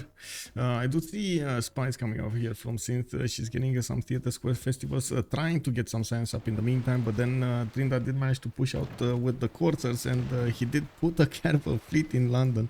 Oh my god, that city's 65 strength. Anyway, this is gonna be very hard to actually push through it. It heals every turn. Walls are going up in 4 turns. If he does manage to get another unit in there, this is gonna be so valuable. Yeah, Trynda retaking these tiles is very valuable, but there are like 3 siege units shooting at London every turn. I don't think... They don't do enough damage. Like even this trebuchet against the 65 defense strength city, it just doesn't feel like it will do enough damage. Maybe it will stop it from healing, but then how many units are you gonna sacrifice against it? I'm pretty sure he had 3 catapults just now. I'm wondering where the last one go. Oh, to what? Did he shoot like a... But they couldn't shoot, or could they? I mean, I guess this catapult couldn't shoot as well. I think Trynda is moving in frigate, attacking, then getting back and so on. He can't shoot and have a core at the same turn unless he shot, deleted the frigate, and then put in the core. Or you do last move, first moves. Maybe. Yeah. I mean, it's quite close in terms of getting this city, because yeah, Siege units can shoot, but can they really slam into London with any units? I don't think coursers are enough to slam here. No, they die. Interesting. They die. Yeah. Yeah, but the thing is, they don't gain so much from retaking it. Like, they put so much effort in it, but Well, what to do be they fair, really gain? it kind of forces Trynda also to expend some war awareness there. It's not ideal for him either. Hey, we got Haboob. Hello, Haboob. How are you doing, man? Did it pillage anything? No. It was fine. Oh, yes, it did. The fish. It actually pillaged the fish. Okay, so let's see what happens. Okay, Yeah. one courser died over there, but then... oh, it actually might be retaken this time. Let's see. Will he move the caravel out? Because this is retakeable, I guess. Well, that died. Yeah. Oh, caravel fleet, man, died. Oh, no. Oh, well. It is what it is. Yeah, if Trynda maybe been very fast, he could potentially retaken it, but I think he shot with the frigate right next to London on this tile, so he couldn't. Yeah. I wonder if he should take it right now, or just shoot down units and then take it after. Very curious position here. So many trebuchets appearing here from Cynth. She's trying to get the art museums going, buying these coursers out. She did manage to get probably Grandmaster Chapel, and that's how she's using her faith to actually buy these out. She does have 98 faith a turn, not that big, 179 production, but look at Kabachok, 310 production already. He's about to get triple the amount of production that TaskForceFish is benefiting from. Finishing up his shipyards in almost all of the cities, getting factories at the same time. He did manage to finish his, of course, industrialization, so getting more production from that. We do see Kazandar is going to be safe, no problems, even if La Venta is over here and it's protected by a frigate fleet. It doesn't seem like Kongo can actually affect it. We do have foreign ministry coming up from Bravo, and by the looks of it, actually the windows of opportunities for COCs are closing very quickly. Wow, so many units for the city. For one city, man. Like, we've seen London get assaulted, but Yeah. that's even bigger assault. I mean, yeah, it is what it is. And I gotta say, at the moment, Ferno couldn't actually push out of his territory. David did manage to get some more coursers with the crossbows. He got so many promotions in level 2s in a lot of the cities here. And I do notice he's pumping out a few more of these units. I do see also Industrial Zone coming out from Rome, even though he's on 30 and 61 stats. He's still significantly better than Ferno when it comes to total science and culture acquired. Gold per 10 looks like Ferno is ahead, so how is he ahead? Oh, never mind, this is never actually how to say real, right? I believe there's a bug in the gold per 10. Yeah, I think Total gold acquired or something. I think Ferno is trading favorably, but not by that much that he's gonna break Rome's defense here. I'm a bit curious, Rome building so many coursers. I get he upgraded some from his horsemen, but I mean, feels like knights would be much more effective here, because it's like the front. Like coursers are not famous for like holding out the front. Yeah, I think totally. Well, he's gonna get printing. Boris is also Kabachok is gonna get printing next turn. Also, Trynda is 2 turns away from beginning ballistics, and it looks like he did push out a few more of these units from around London. To be honest, well, at least that was 100 Diplo favor over there that they managed to get for their team. Still, Easy Katka is no, is not. Wait, 200 points on Cynth, right? She did get the, so they're equal right now, or about equal in points. Actually, yeah, I think they're equal in points. 180 on Gorgo, 111 on Kazandar, Trynda 123, and David is 128. Maybe there's a little bit of a difference, but then it's not going to be that much in the next World Congress, which is, by the way, in 4 turns. That means we do need to see who's going to get for the golden age here.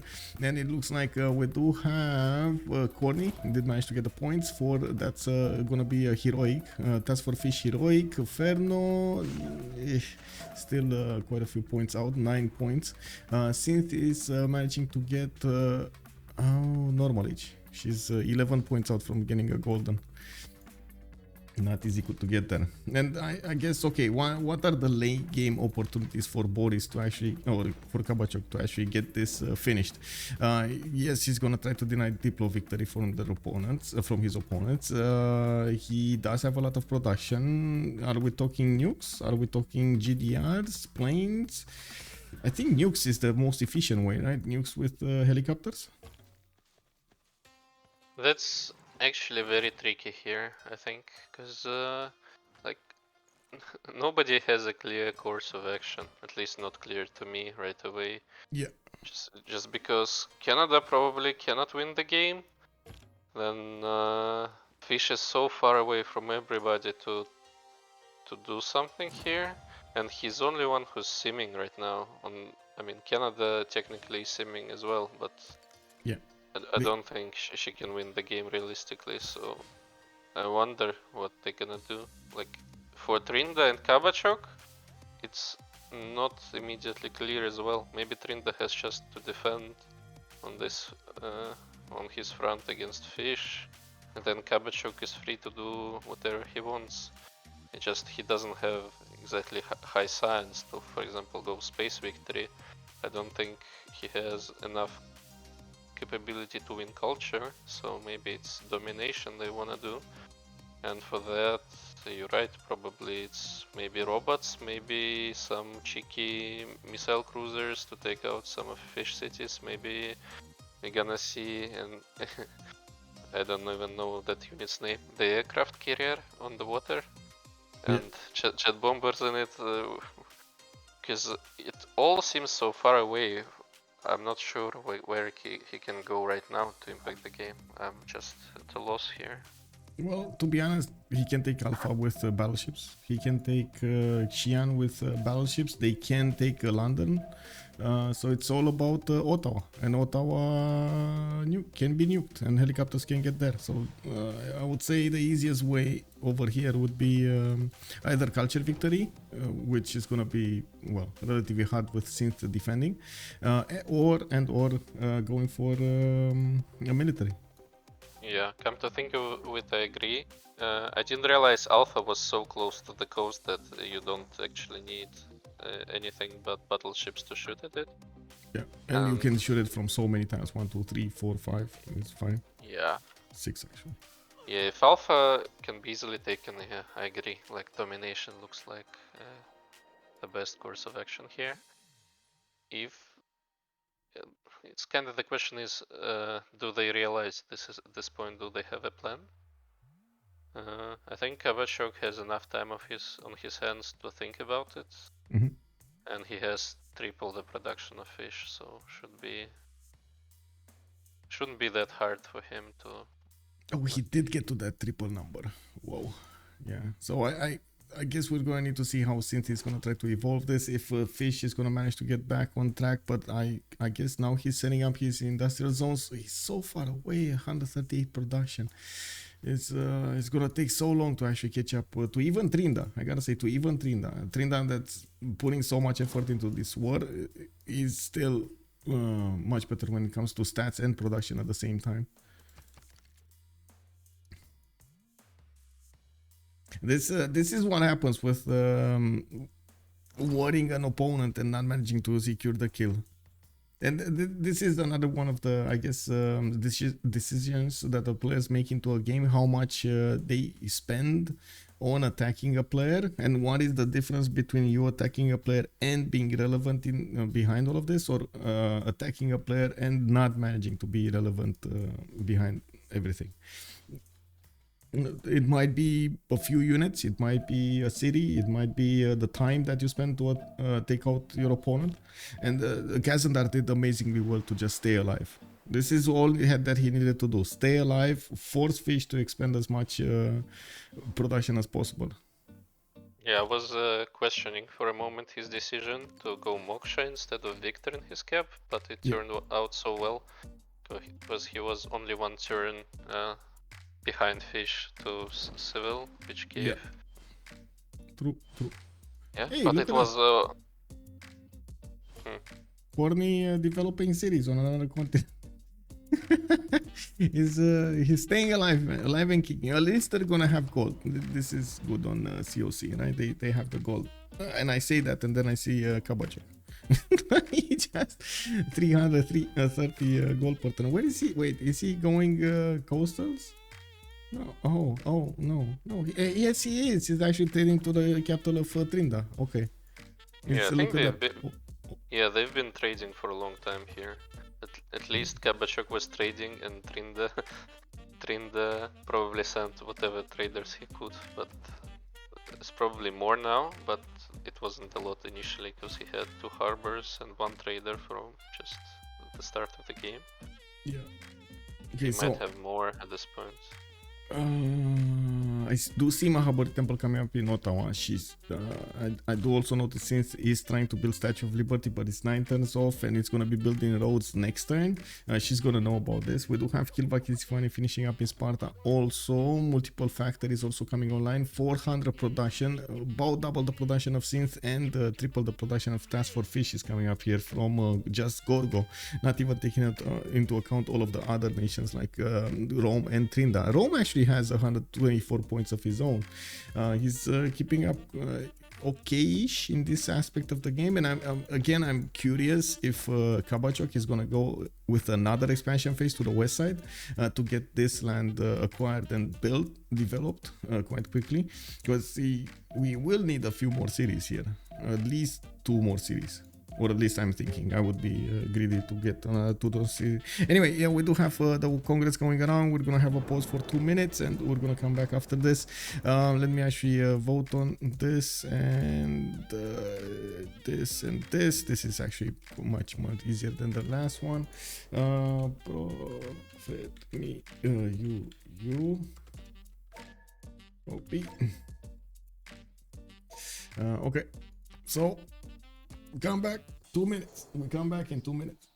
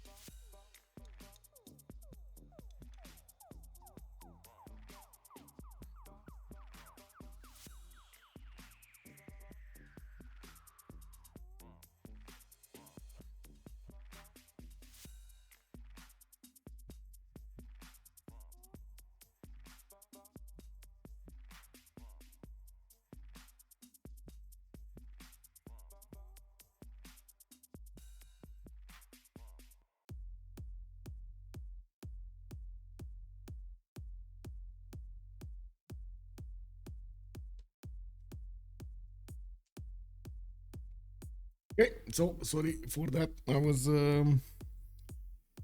toilet. Give me a second. Okay, we're back.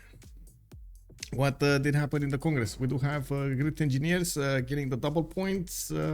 Fish does not grow via culture, and Gorgo got a 2 diplo. Whoa! They snatched it away. 10 points on Kabachok.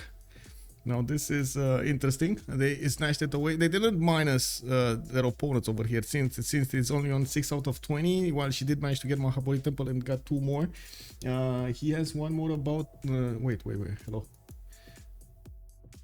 Oh, you mean this one? Yeah, he has Utica. Yeah, the chat made a very good point that China escaped by taking initial Kazandar escape city, so yeah. he has escaped. Yep. He did. Who got it is, oh my god, and look at all of this army. It's still marching towards the city of Edinburgh. Is this gonna matter? Oh, they're trying to take Nalanda. I mean, that city state is 63 defense strength. These knights are gonna die at its borders, man. I don't know about that. Yeah, so sometimes your allies uses a city state and you cannot defend it, you cannot step there. Yeah. But Trynda is the Zeus, so he can. He just needs some units, and you know what units can he build? It's Highlanders, for sure.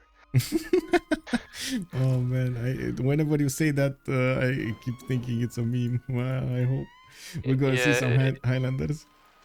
It is kinda a meme, but if he needs some units fast, and I think they cannot do anything about Highlanders, because it's just knights and coursers and crossbows. Yeah. Right. But I agree, it's a little bit of a meme. There was a potential of him going to Canada with some units, but Cynth made so many units, so it's just not worth it right now to try to break there. Well, to be honest, he has to use these units somehow. And a lot of them are actually levied from Cardiff. 1, 2, 3, 4, 5, 6, 7, 8, 9, 10 units. Like all of these units of China are actually from Cardiff. Cardiff is 12 in there, so not gonna get contested. They don't want to spend that amount of envoys in there. But yeah, Nalanda is not gonna get touched. That's not gonna happen. Even with the crossbows, they barely hit it. Yeah, Trynda has to upgrade his cuirassiers soon, just so he doesn't get pillaged and to clear all these units. Yeah. It looks like they're just keeping London. To be honest, I think it's worse for them to not let Trynda keep London for the Diplo score. They're not using London anyway, right? The important thing about London was the encampment. The important thing was also the Veron Plaza, and then the campus. Now it's not doing anything. And you do see that at the moment Trynda is not really interested in taking it back. He's just using it for frigate promotions, and that's about it.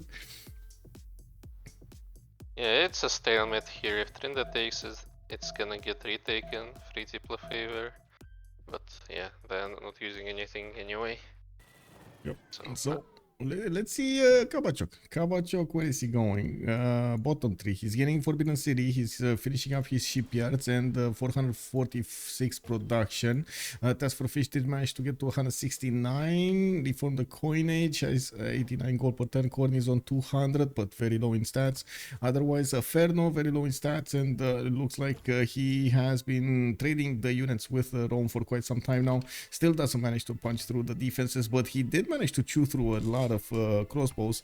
Now it's just a matter of time until we're gonna see field cannons coming around from David Lynch, and I see that, and then I see gunpowder, so it's gonna be a long time. Never mind. I wonder why coursers still. Why coursers? Michael, they should have enough iron. Like as soon as Dido stop defending, they're not spending the iron. But yeah. Yes, Cisco. Can I ask what resolution you're streaming at? 1080p. Okay. Could you just stop it and restart it? I don't know if it's the same for you, but it's sometimes a little bit Lego-like up by the banners around the text. Lego-like. Like now. Yeah.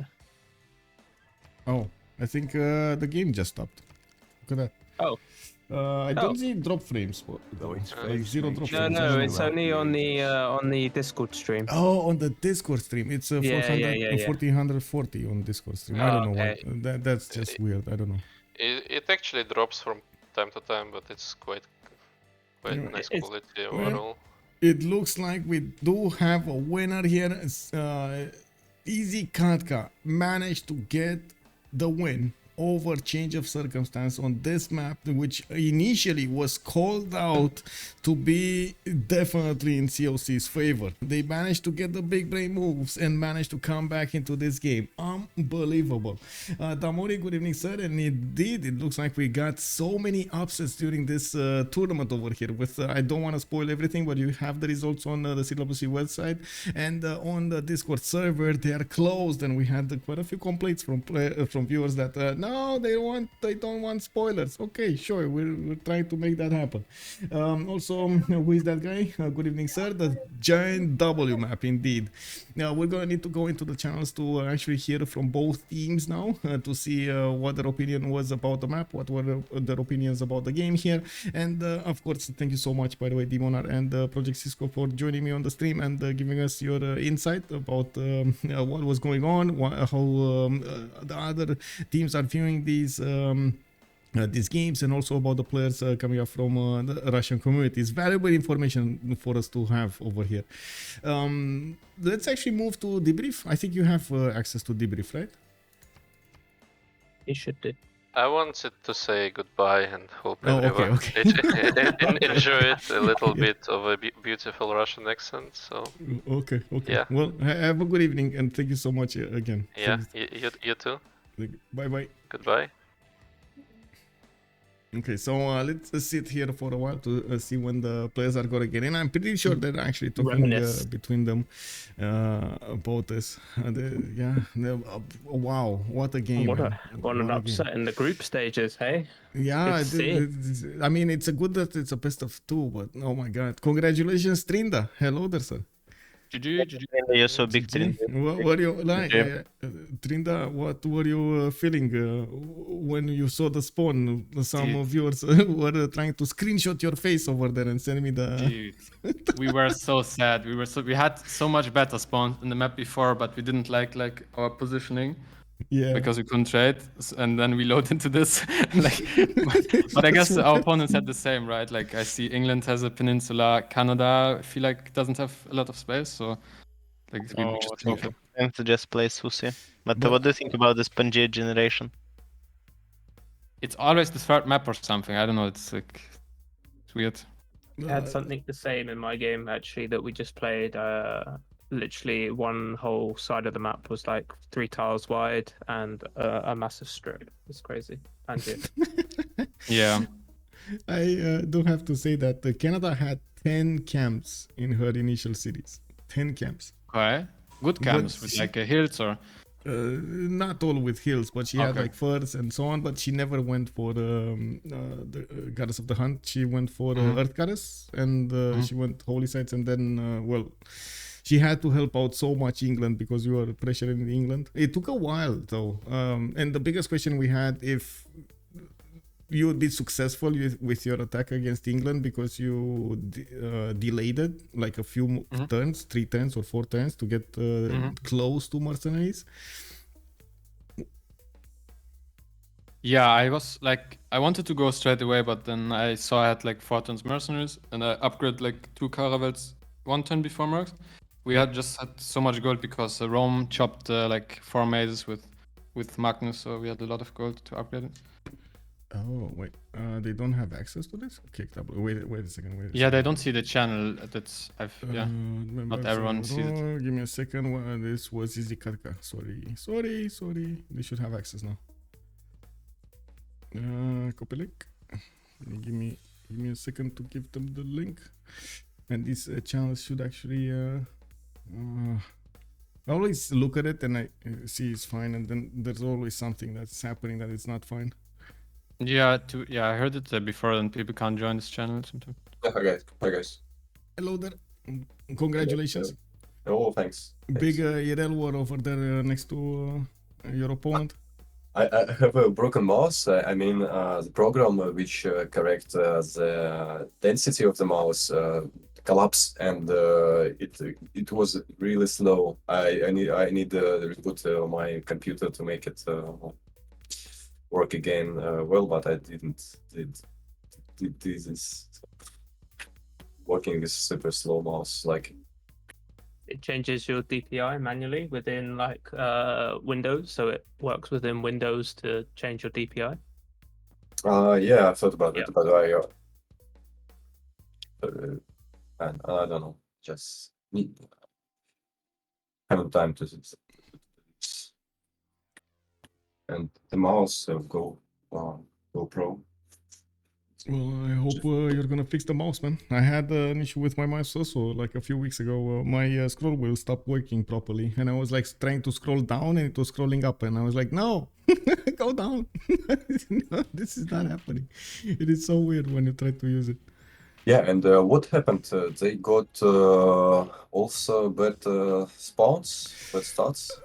Because when we found out... Yes and no. Yeah, yes and no. As in, I don't think there was like weak spawns. Kongo definitely had a drop on Kazandar. I think Kazandar put up such a good fight over there. And then we did have, yes, China next to you, which was kind of a problem. But again, not a bad spawn. He had, Matotipira next to him. He could build his stuff, but not a lot of land. This was the issue. You guys... and what about Canada? What spawn? Canada, I can show you. Give me a second. There we go. Check this. Let's see. Also, Kabachok, big game. No, it's not bad. It's not bad. But she, first of all, she went to the religious community with Tithe to get the gold for her Goldmaker, yeah, for Goldmaker, and then not picking up Goddess of the Hunt, which, to be honest, it was like 40 gold, Goddess of the Hunt, just Goddess of the Hunt. We didn't see her jump in stats that much. That was, I think, quite a bit of a problem. Like, the culture that we're used to seeing on Canada and so on. And the production was just not there. Even if Kongo managed to overtake Kazandar, it was so late for him to get everything going. Kabachok was already triple his production. Yeah. Well, it was a little bit unlucky to spawn so close to Kongo. Yeah, but to be honest, 3 maps, you were next to Kongo. 3 maps. Yeah, I didn't get it. How we so unlucky. No. On the second map, we got very good spawns, but we don't have. And 2 games we have. I think we should play. I think we have to play. No. We got trade here. Trade routes are important. Last game we couldn't trade to anyone. Yeah. Okay, we got strong starts, but then Kongo would derail 2 of us, not only me. And... I think we could me with Gorgo, no? I mean, I'm okay with fight with Seconda. I have horse with +2, it's enough. Also, I think it was okay start for us. It's like if Kongo would be like a little bit. I mean, with this far. Okay, GG, good night. Yeah, GG, well played, man. Thank you. Michael, can you change my photo and age, please? Yes, I will. Thank you. Yeah, have a good evening, man. And GG, well played. Thanks. GG. Thanks for the cast. It's my pleasure. See you tomorrow. Bye-bye. Yep, see you, bye-bye. So there we have it. We heard from only one team. It looks like we didn't have the pleasure of hearing a change of circumstance. They can give us their opinion about what happened here. Would have loved to actually see from their point of view how they saw the remaps and of course what happened during this map. Also, we do have a win today. Easy Katka managed to win against CoC in this first round of the group stage of the CWC Season 8 tournament, or cup, I guess you can call it like that. We do need to see what's going to happen in tomorrow's games, and we're going to have the full results displayed as soon as possible. Also, you can check out the results on the webpage, on the Discord, wherever you find it more easier. It's quite easy to actually follow the games also on the web pages from the website. You do do have each of the games with each of their respective games, and of course the hours, the details, the casters, POVs. We are trying to implement the POVs. One of the incentives that we do give to the players to actually get some I would say views going over there. Hopefully we're gonna have everything done, and yeah, it is what it is. Also, I do want to thank everybody for the follows, for the subs of the stream, much appreciated, and I do hope we're gonna see each other also tomorrow. Tomorrow we're gonna be restreaming Trynda. He's gonna be streaming in English as the main streamer, and I'm gonna be casting over there, and I'm gonna be restreaming his point of view. It might not be the same quality, and usually if we do use Discord, sometimes the quality is just unfortunately not there. But I do think it is important to actually get these games out, and of course get the content going for my viewers, for his viewers, for my YouTube, and so on and so forth. That's one of the things that we have a lot of discussions about on the CWC server, about restreaming in general. Anyway, if you're coming up from YouTube, if you like the content, please give it a thumbs up, and of course I do hope you're gonna leave a comment down below, and you're gonna subscribe to the channel. You can always catch me live on twitch.tv/OnSpotTV. You can check out my schedule on Discord. You have a Discord link down below in the description of the video, or you can actually type in the chat of Twitch !Discord, and you're gonna get the direct invite to my Discord server. There I do keep as much as possible an updated list of games that I do have during the week. Sometimes it does take me a while to actually get to update everything else, like the Twitch schedule and some other information on the websites and so on, as long as I get the information from the teams. I do try to synchronize as much as I can with of course all of the communities over here where the games are being played. In the meantime, I hope you have a lot of good fun with the Civilization 6 content, and we're gonna see each other in tomorrow, 1830 GMT. Bye bye. Have a good evening. Bye bye bye.